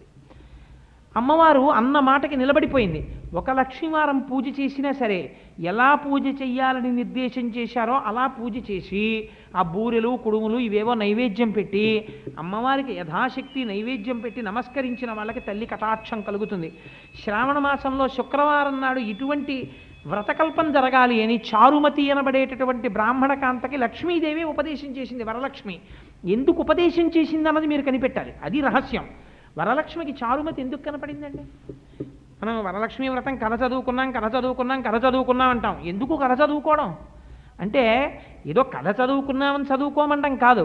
ఆవిడ లక్ష్మీదేవి పూజ చేసిందని చెప్పలేదు. అత్తమామల్ని సేవించింది, భర్తని దైవంలా చూసుకుంది. ఇంట్లో తెల్లవారి లేచేటప్పటికీ స్నానం చేసి ఇల్లాలు ఎలా ఉండాలో అలా ఉండేది. అంతే ప్రీతి చెందింది అమ్మవారు. కనబడి నేను వరలక్ష్మిని అని ఇంట్రడ్యూస్ చేసుకుంది. అది విచిత్రం. అమ్మ నువ్వు లక్ష్మీదేవి అని స్తోత్రాలు ఆవిడ చేయలేదు. ఈవిడొచ్చి అమ్మ నేను వరలక్ష్మినమ్మా నన్ను పూజ చేయవా అని అడిగింది. ఒక్కొక్క నాడు భగవంతుడు అనుగ్రహం ఎలా ఉంటుందో చూడండి. ఆనాడు చెప్పింది వరలక్ష్మీదేవి, శ్రావణ మాసంలో పౌర్ణమికి ముందు వచ్చేటటువంటి శుక్రవారం నాడు నన్ను ఎవరు ఉపాసన చేస్తున్నారో వారికి వరలక్ష్మినై నేను కోరికలు ఈడేరుస్తాను అని వ్రతకల్పం చెప్పింది. శివుడు పార్వతీదేవికి చెప్పాడు. ఆ వ్రతకల్పం ఎలా ఉందో అలాగే చేస్తామంతే ఇప్పటికీ. అందుకని ఇవన్నీ ఎక్కడి నుంచి వస్తాయి? నైమిత్తిక కర్మలు. అంటే ఈ నైమిత్తిక కర్మలన్నీ కూడా మీ మనస్సుని బాగు చేసుకోవడానికి ఉపయోగపడేవి. ఒక స్త్రీకి ధర్మం ఏమిటండి? ఒక స్త్రీకి ధర్మం మీరు ఎప్పుడైనా రామాయణం ఉత్తరాఖండలో చూడండి, సీతాదేవి పూజలు చేసినట్టు చెప్పలేదు. సీతాదేవి తెల్లవారి లేచి స్నానం చేసి అత్తగారికి నమస్కారం చేసి భర్త పాదములకు నమస్కారం చేసింది. స్త్రీ ఎలా ప్రవర్తించాలో అలా ప్రవర్తిస్తే భర్తగారు సంధ్యావందనం చేసుకోవాలంటే భార్య గారు మడినీళ్లు పట్టుకెళ్ళి అక్కడ పెట్టింది అనుకోండి, పూజ గది శుభ్రం చేసి పెట్టింది అనుకోండి, కాస్త ముగ్గేసి పెట్టింది అనుకోండి, అపారమైన పుణ్యం ఆవిడ ఖాతాలో పడిపోతుంది. వెళ్ళి ఆవిడ నేను పూజ చేసుకోవాలి, నీ ఇష్టం నువ్వు చేస్తే చేసుకోవాలి, అత మానే అందనుకోండి. నా పూజ అయ్యాక ఎన్నింటికి నువ్వు చేసి సంధ్యావందనం అంటే ప్రాయశ్చిత్త సంధ్యావందనం మొగుడు చేసుకునేటట్టు చేసిన పాపం ఆవిడ ఖాతాలో పడిపోతుంది. వెళ్ళి ఎలా ఉండాలో అలా ఉండాలి. అలా ఉంది కాబట్టి చారుమతికి వరలక్ష్మీదేవి దర్శనమిచ్చింది. నువ్వు అలా ఉండడం నేర్చుకో, ఇల్లాలిని బట్టే ఐశ్వర్యం ఉంటుంది. అందుకని శ్రావణ మాసంలో వరలక్ష్మీ వ్రతం చేయించడానికి కథ చదువుకోండి అనడానికి కారణం చారుమతికి ఎలా ప్రసన్నమైందో నీకు అలా ప్రసన్నం అవ్వాలంటే వ్రతం చేస్తే కాదు, వ్రతం అనుషంగికం. అలా ఉండడం ముందు నేర్చుకో. నేర్చుకున్నప్పుడు వ్రతం చేయి, అదృష్టం కలుగుతుంది. వ్రతం ఇక్కడ చేసేసి వచ్చి కుర్చీలో కూర్చున్న దగ్గర నుంచి ఆయన్ని అత్తగారిని మామగారిని చెండేస్తే వరలక్ష్మి అనుగ్రహం ఎక్కడి నుంచి కలుగుతుంది? కలగదు. అందుచేత ఇవి తెలుసుకోవడానికి మనసుకు పట్టిన బూజుని కర్ర పెట్టి దులపడానికి నైమిత్తిక కర్మలు వస్తాయి. అంతేకాని ఏమంటే మార్గశిర మాసంలో లక్ష్మీవారం నాడే చెయ్యాలా, పొద్దున్నే చెయ్యాలా, సాయంకాలం చెయ్యాలా, కొబ్బరికాయ ఇటు తిప్పి పెట్టాలా, కొబ్బరికాయ అటు తిప్పి పెట్టాలా, ఇవన్నీ అనుషంగికమైన విషయాలు. అసలు దాని వెనకాతలో ఉన్న పరమరహస్యం ఏమిటో నువ్వు అర్థం చేసుకుంటే నువ్వు చేసినటువంటి పనికి సార్థకత కలుగుతుంది. కాబట్టి దానాదీన ప్రధానమైన విషయం ఇది. భగవంతుని యొక్క పాదముల యందు విస్మరణము ఉండకూడదు. భాగవతంలో ఏం చెప్పారో తెలుసా అండి? మరణమేది జీవనమేది అని అడిగారు. అడిగితే ఎంత అందంగా చెప్పేశాడంటే శుకుడు, జీవనమనగా భగవంతుని యొక్క పాదార విందముల యందు విస్మృతి కలగకుండుట, అంటే ఈశ్వరుణ్ణి మరిచిపోయి బ్రతకకుండుట, అలా బ్రతుకుట మరణము. వాడు బ్రతికి ఉన్నాడా? తిరుగుతున్నాడు. నడపీనుగు, తిరుగుచున్న శవము. భగవంతుని యొక్క పాదముల యందు విస్మృతి లేదు. పూజ చేస్తున్నట్టు రమణ మహర్షి పూజలు చేసినట్టు ఎక్కడా లేదు. అందుకని ఆయన భక్తుడు కాడని మీరు అనగలరా? భగవంతుని యొక్క పాదముల నుంచి విడిపడకుండా కష్టమైనా సుఖమైనా ఎప్పుడు ఆయన్నే తలుచుకుంటున్నాడు అనుకోండి, అది జీవనము. వాడు బ్రతికి ఉన్నవాడు అని వాణ్ణి పిలు. మిగిలినటువంటి వారికి ఆ స్థాయి ఉన్నది కాదు. కాబట్టి జీవించి ఉన్నాడా మరణించి ఉన్నాడా, భగవంతుని యొక్క నామముతోడి అనుబంధము. ఏది జరిగినా ఈశ్వరానుగ్రహాన్ని చూడడం, భగవంతుని పాదముల యందు భక్తితో బ్రతకడం, ఇది మనకి ఋషులు వైదికంగా ఇచ్చినటువంటి సంప్రదాయం. ఇది మనకి ఇచ్చినటువంటి అలవాటు. కానీ ఇవాళ దురదృష్టకరమైన విషయం ఏమిటంటే, వైదికంగా పరమశివుడు పార్వతీదేవికి ఏ మూర్తిని ఆరాధించమని చెప్పాడో, లేకపోతే శ్రీ మహావిష్ణువు యొక్క స్వరూపాలని వేటిని ఆరాధన చెయ్యమని శాస్త్రం చెప్పిందో, లఘుగాయత్రి నిజంగా దేవతలకి వేటికి మాత్రమే లఘుగాయత్రులు ఉన్నాయో, వేదప్రోక్తమైనటువంటి మంత్రములు ఏ మూర్తులకు మాత్రమే ఉంటాయో అవి తప్ప మిగిలినవన్నీ పట్టుకునే అలవాటు ఇవాళ మనకి దాపురించి. కారణం ఏమిటంటే వైదిక సంప్రదాయము మంట కలిసిపోతుంది. కారణం ఏమిటంటే ఇవి నీకు అక్కర్లేదు, కొత్త కొత్తవన్నీ కావలసి వస్తున్నాయి. దానివల్ల ఏమవుతుందంటే ఆచారము భ్రష్టమైపోతుంది. ఆచారము భ్రష్టమైతే ఆ మనస్సు భగవంతుని పాదముల యందు నిలబడదు. కాబట్టి వేద ప్రమాణమును గుర్తిరిగి ఏది శ్రౌతమో, ఏది ఋషులు చెప్పారో, ఏది ఋషులు చెప్పినది మాత్రమే మనకి అధికారం. అల్లా వాడు చెప్పాడండి, ఇలా వీడు చెప్పాడండి, వాళ్ళు ఋషులు కారు. నీకు ఋషులు చెప్పాలి. ఇది ఋషి ప్రోక్తమో. పార్వతీదేవి పరమేశ్వరుణ్ణి అడిగింది, పరమశివుడు చెప్పాడు ఈ వ్రతం చెయ్యవచ్చు. స్కాంద పురాణం చెప్పింది కార్తీక మాసంలో ఇలా చెయ్యమని, నువ్వు చెయ్యవచ్చు. సత్యనారాయణ వ్రతం ఇలా చెయ్యమని చెప్పింది, నువ్వు చెయ్యవచ్చు. వైదికము కానిది, ఋషి ప్రోక్తము కానిది, నీ సొంతమైంది నువ్వు చేయడానికి వీల్లేదు. అది మాత్రమే నువ్వు చెయ్యాలి. ఎందుకనంటే పిల్లాడికి తెలియదు తను నువ్వులు గుండ అన్నం తినాలో, గోంగూర పచ్చడి అన్నం తినాలో, పప్పు అన్నం తినాలో వాడు కాదు తినవలసింది. అమ్మ చెప్పాలి వాడికి ఏది పడుతుందో. అమ్మ పెట్టినది తింటే వాడి ఆరోగ్యం బాగుంటుంది. వాడు సొంతంగా తినడం మొదలెడితే నానా స్పెషలిస్టుల దగ్గరికి వెళ్ళవలసి ఉంటుంది. అందుకనే అమ్మ వేదం, వేదమాత గాయత్రి. గాయత్రి అనుష్ఠానం మానేసి మిగిలినవి ఎన్ని పూజలు చేసినా, మిగిలిన ఎన్ని గొప్ప గొప్ప దేవాలయాలు మేము తిరిగామన్నా, ఎంత కొత్త కొత్త విషయాలు పట్టుకున్నా భ్రష్టుడవవుతావేమో కానీ ఉన్నతిని పొందలేవు. ఇది మాత్రం పరమ సత్యం. సత్యం సత్యం పునఃసత్యం. ఇందులో నాకేం భయం లేదు, ఉన్నమాట ఉన్నట్టు చెప్తున్నాను. అసలుది పట్టుకుని వైదికమైనటువంటి విషయాన్ని పట్టుకుని అనుషంగికంగా నువ్వు ప్రపంచాన్ని ప్రేమించు. అందరి యందు జ్ఞానముతో ఆనందముతో ఒక నమస్కారం చేయి. అది దోషమని ఎప్పుడూ చెప్పదు శాస్త్రం. ప్రతి వాణ్ణి మహానుభావుడిని నమస్కారం చేయి, పూజ చేయి, ఒక పుష్పం సమర్పించి, ఒక పుష్పహారం వేయి, ఏమీ దోషం ఉండదు. కానీ అసలు వేదప్రోక్తం ఏదో ఋషులేవి చెప్పారో అవధులేసి అక్కర్లేనివన్నీ నువ్వు పట్టుకుంటే పాడైపోతావు. అందుకని ఋషి ప్రోక్తం ఏదో అది తెలుసుకో. పూజా విధానము ఎలా చెప్పబడిందో అది తెలుసుకో, అలా చెయ్యి. అది దాని వెనకాతల నీ ఆరోగ్యం ఉంది, నీ మనస్సు ఉంది, నీ ప్రాణం ఉంది, నీ ప్రాణశక్తి ఉంది, నీ అభివృద్ధి ఉంది, నీ కుటుంబం అభివృద్ధి ఉంది. ఇన్నింటిని ఋషులు దాచారు. అమ్మ చెప్పిన ప్రతి పనికి కారణాలు చెప్పక్కర్లేదు. ఒరే ఇంకా పడుకో, 10 అయింది, రేపు తెల్లవారకట్లేదు చదువుకుందు కానీ అని అమ్మ అనడం వెనకాతల నీ ఆరోగ్యం ఉంది. అమ్మ వీడిని 10 వరకే చదువుకునేటట్టు చేసి పడుకోబెట్టేస్తే వీడికి 33 మార్కులే వచ్చి ఫెయిల్ అయిపోతే వాళ్ళ నాన్న పట్టుకుని చావగొట్టేస్తుంటే చూసి సంతోషిద్దామని పడుకోబెడుతుందండి. 10 గంటలు దాటి చదివితే వీడు మర్నాడు పరీక్ష రాయలేడు, వీడికి నిద్ర వచ్చేస్తుంది పరీక్షలో. నా కొడుక్కి బలహీనత ఇది, అందుకని 10 గంటలకు పడుకోబెట్టేస్తుంది అమ్మ. అమ్మ ఎలా చెప్తుందో ఋషులు అలా చెప్తారు. కాదని అమ్మ మాట నువ్వు 11 వరకు చదివితే వచ్చినట్టుగా ఉన్నది పరీక్ష హాల్లో జారిపోయినట్టు నీకు చాలా బాగున్నట్టు అనిపించింది, నీ పతనానికి తీసుకెళ్ళిపోతుంది, నాచు మెట్ల మీద ప్రయాణం అవుతుంది. కాబట్టి అది తెలిసి ఋషి ప్రోక్తములు వైదికమైనటువంటి విషయములను మాత్రమే పట్టుకొని తర్వాత నువ్వు ప్రతి మూర్తికి నమస్కారం చేయి, ప్రతి వారిని ఆదరించు, అంగీకరించు, ఒక నమస్కారం చేయి, దోషం లేదు. అలా ఉపాసన ఉండాలి. పూజ గురించి మీరు 4 మాటలు నన్ను చెప్పమన్నారు కాబట్టి ఇవాళ పూజ గురించి 4 మాటలు నిత్య నైమిత్తిక కర్మల గురించి తెలియచేసి ఉన్నాను. ఇంకా ఇంతకన్నా నేను విశేషంగా వ్రతకల్పములు వీటి గురించి మాట్లాడితే ఇవాళ ఉపన్యాసం పూర్తయ్యే అవకాశం ఉండదు. ఎందుకు అలా ఆరాధన చేస్తారు, ఎందుకు మంటపాలు వేస్తారు, ఎందుకు అలా ప్రసాదాలు పెడతారు, ఆ ప్రసాదానికి కూడా ఎందుకు అలా నిబద్ధం చేస్తారు, సత్యనారాయణ స్వామి వారి ప్రసాదం సమోసాలు పెట్టకూడదా అంటే పెట్టకూడదండి అని ఎందుకు అనాలి, ఆ సత్యనారాయణ ప్రసాదం అంటే ఆ గోధుమ నూకతోనే ఎందుకు చేయాలి, ఏమంటే సౌత్ ఇండియా అంతా బియ్యం తింటారు కదా, సత్యనారాయణ స్వామి వారికి ఒక్కరికి గోధుమ నూకతో ప్రసాదం ఏంటంటే బియ్యం నూకతో చేయకూడదా, గోధుమ నూక కూడా చెప్పాలా, స్కాందపురాణం వ్యాసుడు చెప్పాలి, ఎందుకు చెప్పాడో వ్యాసుడికి తెలుసు, నీకేం తెలుసు, దాని గురించి పెద్దలను అడిగితే తెలుస్తుంది ఎందుకు చేస్తారో గోధుమ నూక ప్రసాదం, దాని మీద అరటిపండు ఎందుకు ఎడతారో, శివలింగానికి అభిషేకం చేసే ముందు పువ్వు ఎందుకు బోరులు ఇస్తారో పెద్దలను అడిగితే తెలుస్తుంది, నీకేం తెలుస్తుంది, నీ అంతా నీకు తెలియదు, పుస్తకం అన్నా పట్టుకుని జాగ్రత్తగా చదవాలి, పెద్దల పాదాలు పట్టుకున్నా తెలుసుకోవాలి. అందుకని ఇప్పుడు నేను ఆ వ్రతకల్పాలు మంటపాలు ఎందుకు వేస్తారు, ఆ వాహనాలు ఎందుకు చేస్తారు ఇవన్నీ మొదలెట్టాను అనుకోండి, నిష్కారణంగా పిలిచాం వీడిని అని మీరు బాధపడేటటువంటి పరిస్థితి నేను తేకూడదు కదా. అందుచేత 4 మాటలు నాకు తెలుసున్నవి మీకు తెలియచేశాను. ఒకవేళ అందులో ఏదైనా మీకు మనస్సు క్లేశం కల్పిస్తే నన్ను మన్నించండి, ఇందులో ఆదరించగలిగిన విషయం ఉంది అని మీకు అనిపిస్తే అవి నేను పెద్దలు చెప్పినవి చెప్పాను తప్ప నా సొంత కవిత్వం ఇందులో ఏమీ లేదు.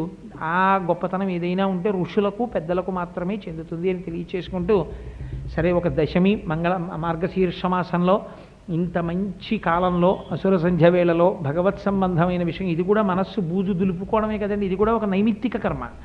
ఎందుకు పూజ చేయాలి అని ఇప్పుడు ఇది చెప్పిన తర్వాత రేపు నేను పూజ చేసే ముందు నా ఒళ్ళు దగ్గర ఉంటుంది, ఎందుకంటే నిన్ననే కదా చెప్పొచ్చాను అపార్ట్మెంట్లో, నేను జాగ్రత్తగా చేద్దాం ప్రాణాయామం ఇలా అంటే అలాగా అని జాగ్రత్తగా చేస్తాను, ఆచమనం జాగ్రత్తగా చేస్తాను కదా రేపు చేసేటప్పుడు. అందుకని ఇది నేను కూడా బూజు దులుపుకునే ప్రక్రియే. అందుచేత నాకు ఇంత గొప్ప అవకాశం ఇచ్చిన మీ అందరికీ నేనే కృతజ్ఞతలు ఆవిష్కరిస్తూ, మంగళాశాసనపరై మదాచార్య పురోగమై సర్వైశ్చ పూర్వైరాచార్యై సత్కృతాయాస్తు మంగళం. మంగళం కోసలేంద్రాయ మహనీయ గుణాత్మనే చక్రవర్తి తనూజాయ సార్వభౌమాయ మంగళం. ఉమాకాంతాయ కాంతాయ కామితార్థప్రదాయినే శ్రీగిరీశాయ దేవాయ మలినాథాయ మంగళం. కరచరణకృతం వా కర్మ వాక్కాయజం వా శ్రవణనైనజం వా మానసం వాపరాధం విహితం వా సర్వమేత్తక్షమస్వ. శివ శివ కరుణాబ్ధే శ్రీ మహాదేవ శంభో. సర్వం శ్రీ ఉమామహేశ్వర పరబ్రహ్మార్పణమస్తు. స్వస్తి.